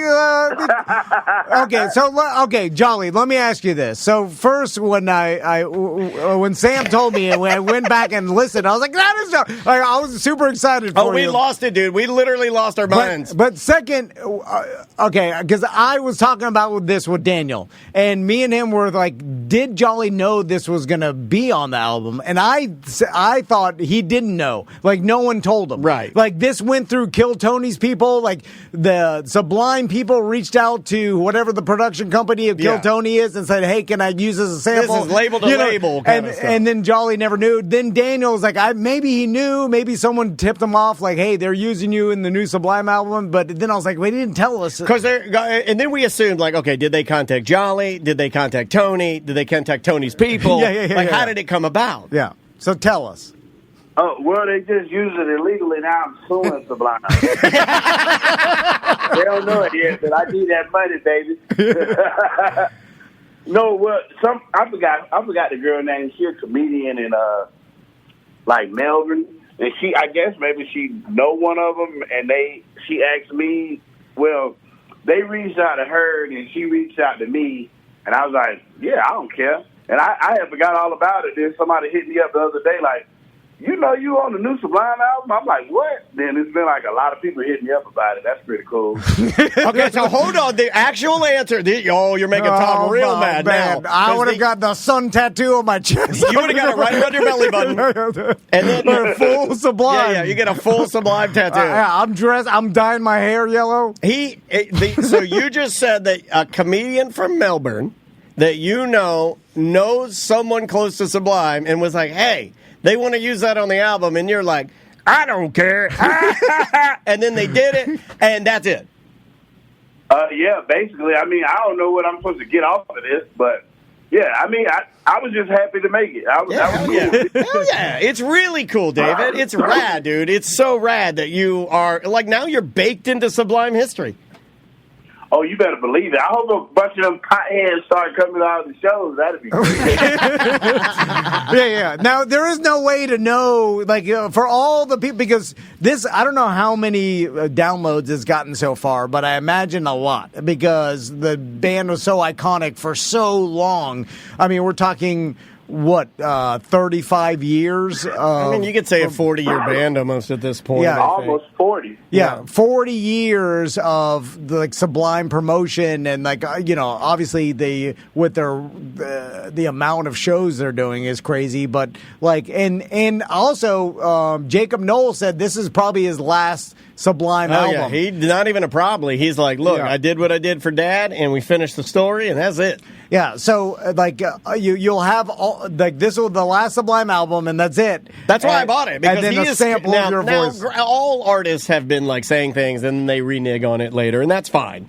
Like Sturgill Simpson said that Mutiny After Midnight was never going to make it to streaming, but he put it on streaming last week. It's like you can do whatever you want, but it is very, very cool that he called the shot, and he, and a nice little fin or the end on the end of Sublime is, I think, a very nice tribute to your father. No question. I have one request, Jolly, and I've never asked you for a favor, have I? Yeah, I got you. Hold on. Has he never asked you for a favor before? Because I feel like he has. I don't think so. He probably was like, hey, Jolly, do this. So it's kind of the same, but, No. You don't have to do anything he asks you now, Jolly. You're a bigger star than he is. When you first started coming in here. But he's still got a little payback from the beginning, because when Jolly started his career 10 years ago, he came in with D-Rug, and then I was like, yes, you can come on my podcast, and you can. And then you complained about him drinking all your liquor. I supported Jolly from the beginning of his career.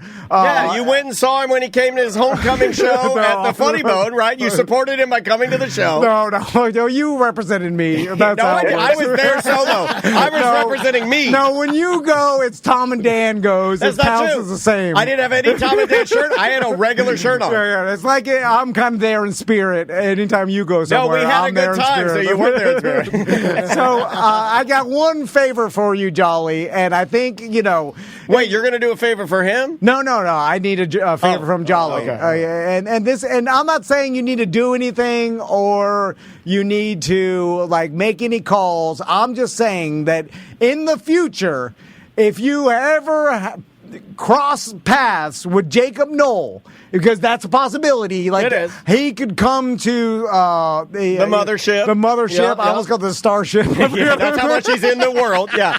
That's how much you're in the world. He comes to the mothership, and then of course, Joe Rogan's Jacob Noel's here, and then they get, and then your Joe Rogan impression that was bad. And then Jolly's hanging out because he's boys with Rogan and Kill Tony. Yeah. And his name is Tony Hinchcliffe. His name is not Kill Tony. That's how. First name Kill. Jolly. David. This is how little Tom knows. I can call him David now because I've been to his shows. I can call him David now. David, Tom doesn't even know this world that he's talking about. He wants to be in your world so bad. No, I'm just, okay.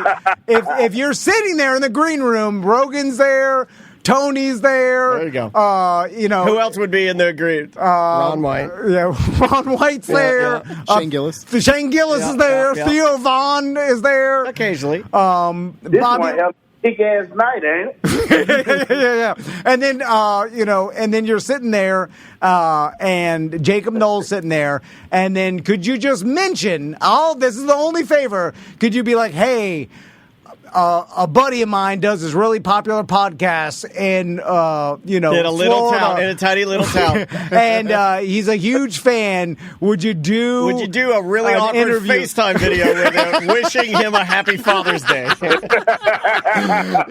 Just anything. You just, when you videotape, be like, "Hey, Tom, it's Jacob Knoll," and you don't think that would be awkward? You wouldn't feel weird that you and a little Santeria. You're just gonna do just a couple, just I don't practice Santeria, just that one. Well, thing.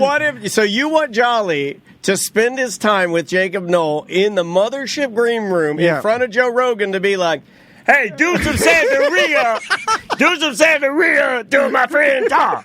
So that's what you want. That's what you want him to do. Like, really, I want the interview on the podcast because I got Pastrana. This would be the next white whale of the Jacob Knoll. Yeah. So you have your black friend get your white whales. I see how you're doing it. So, I wouldn't do it, Jolly. It's racist. It's racist. So, Jolly, would you ask Jacob Knoll next time you see him at the mothership to do an interview on my podcast?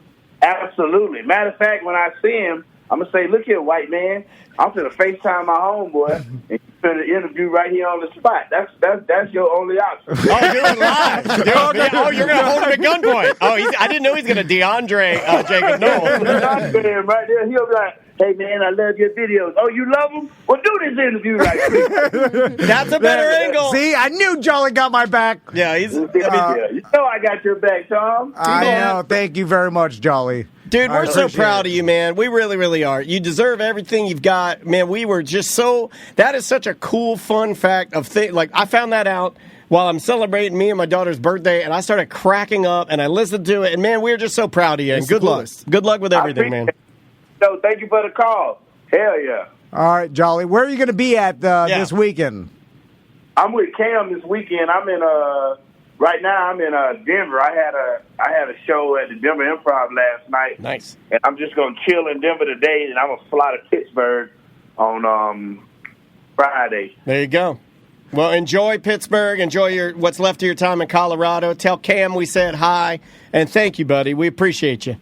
Oh, yeah, for sure. I'll see y'all real soon. I'll see y'all next month. Hey, and your show was awesome, man. It was great. That was a great time. Yeah, that was fun, man. It felt real good. Everybody that I know that was there, man, for real. Except for Tom. All right, man. Well, my wife had to work, and then, the kids are at home. Do you know Tom's wife's working at a Waffle House now?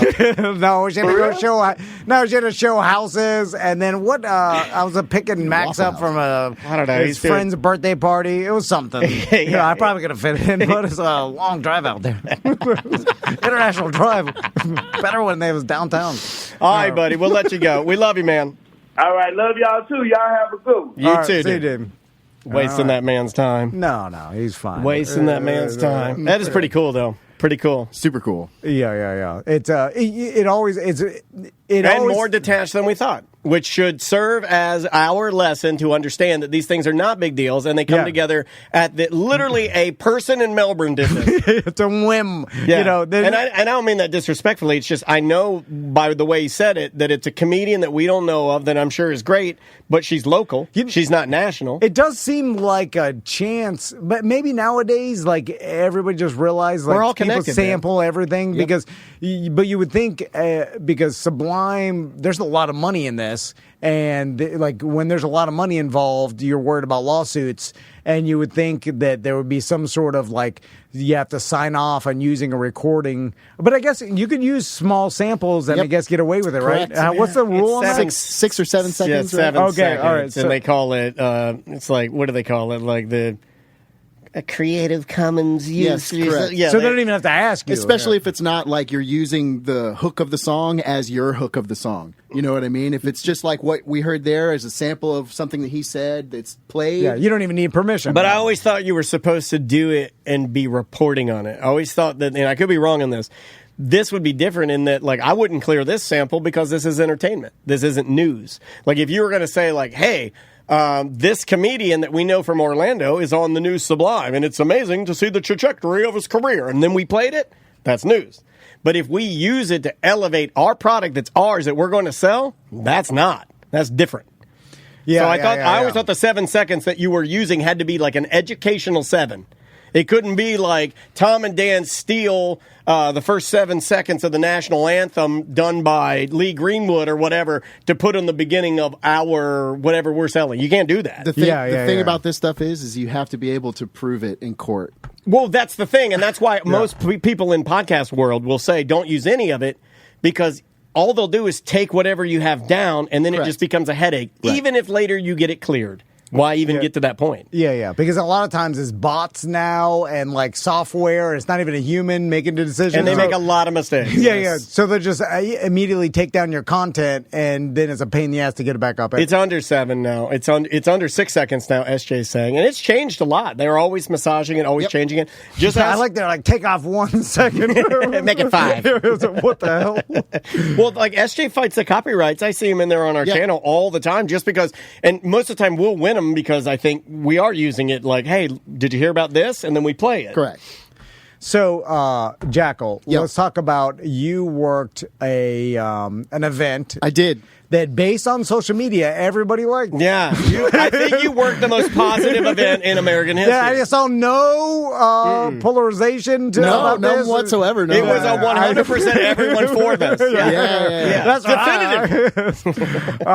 So the big White House UFC fight. I did. I worked that. Yes. And so you saw. Now I was more like I followed Travis Pastrana. I mentioned him before, and then like Travis Pastrana did this whole promotional campaign leading up because he was doing freestyle motocross in front of the White House. And so the social media promotional campaign was like him calling a different friend an icon in freestyle motorsports. And like it was a pretty good lead up, I thought. And dirt bike racing, you got Ricky Carmichael out there. So, and he did this thing where he call up and he asked him like, "Hey, will you do some freestyle motocross at the White House?" And the person's like, "Yeah, And no one said no. Yeah, that's weird. It's almost like it was all fake and that they were already contracted in. So you saw that. Now explain, because when I was watching it, it did look like a practice because there was no crowds. Like it was in front of the White House, close as hell. Real close. So explain how close it was to the White House, because that was the most impressive part, which I imagine Travis Pastrana and Brian Deegan and all these guys. That's why they did it. Well, yeah, of course. And also, you grew up in the motocross world. You're kind of on the outskirts of what society deems especially in the racing world, the freestyle motocross world is the outlaws of that world. The racing world is all the money, all the corporate sponsors. This was the joke back when Travis Pastrana was against Brian Deegan. He had Metal Militia and he had spikes on his shoulder pads, and he was portraying this. And we'd all go to Exhilarate to buy the shirts. It was just I was rocking what is famous Stars and Straps belt. It was this counterculture type of hey, we're on the edge of society. We're not, looked at as being legitimate. And for that guy to be jumping in front of the White House it is in his lifetime is insane. It's a little odd. It's an insane experience for him. I always look at experiences that other humans like Ghana last night in the World Cup, the last 30 seconds. I enjoyed the hell out of that game so much. I was so happy. Even though I lost my bet, I bet on a draw, and I didn't even care because you were doing really well. I would have bet on that too. Yeah, I think a draw was a perfect bet. Because I was you cannot be disappointed with that bet. Imagine the country of Ghana and the people there and how excited they must be to win this match. Did you see the lady in the crowd dancing? Yeah. But losing her out there, she'd pull her top off. I was all for that. I'm oh my God. Ghana flappers. But the people huddled around a TV watching this match, and then that excitement and the feeling, awesome. That's an awesome for them. So I always look at it these motocross guys are now jumping at the White House. What a unique, cool experience for them, especially because I know their past and they used to be looked at as nothing, just a bunch of punk kids on dirt bikes. It wasn't a serious sport. No. And so anyway, I was that's a cool experience for them. I mean, I can guarantee you it was odd for them just in the amount of security that they would have had to pass through to get their bikes to where they were. Well, what about you? Let's talk about you. Because you worked this event. What do you do? What about your security? So I was there doing RF coordination. I was making sure everybody's wireless microphone signals didn't interfere with anybody else. Oh, by the way, that would be my nightmare assignment. Like, I don't want that. I hate wireless microphones. I hate RF signals. They're crazy bad, and better you than me. And that would thank you for your service. Yeah, especially when the Secret Service is like checking on your stuff and like. I'm sure. How much stuff had to talk about that process? There was a lot of. Dude, the security was next level, way past the normal event, way past the normal festival. Because you've done, just to give people a little bit of your background, give some of your festivals you've done. Coachella, Lollapalooza, the big ones. Gov Ball in New York, Ultra in Miami. Ultra, yep. Any of the company live that I work music, for, electronic music, DJs, light and sound, the whole big. Also, lots of award shows and television stuff and corporate things. Yep. Anyway, the point is the security was like off the chain. It was like 1-to-1 person working and security guy, whether that's like National Guard, U.S. Marshal, Secret Service, Treasury Department. So you had a guy. Like there was a security on every single person looking at every move they made. It was crazy. They weren't like on top of us. There were just so many. You couldn't have like done anything. Snuck off and done anything weird. No, in fact, like if you were you snuck off, one step off of the path, you would have a Secret Service guy like, hey, what are you doing over there? What are you doing over there?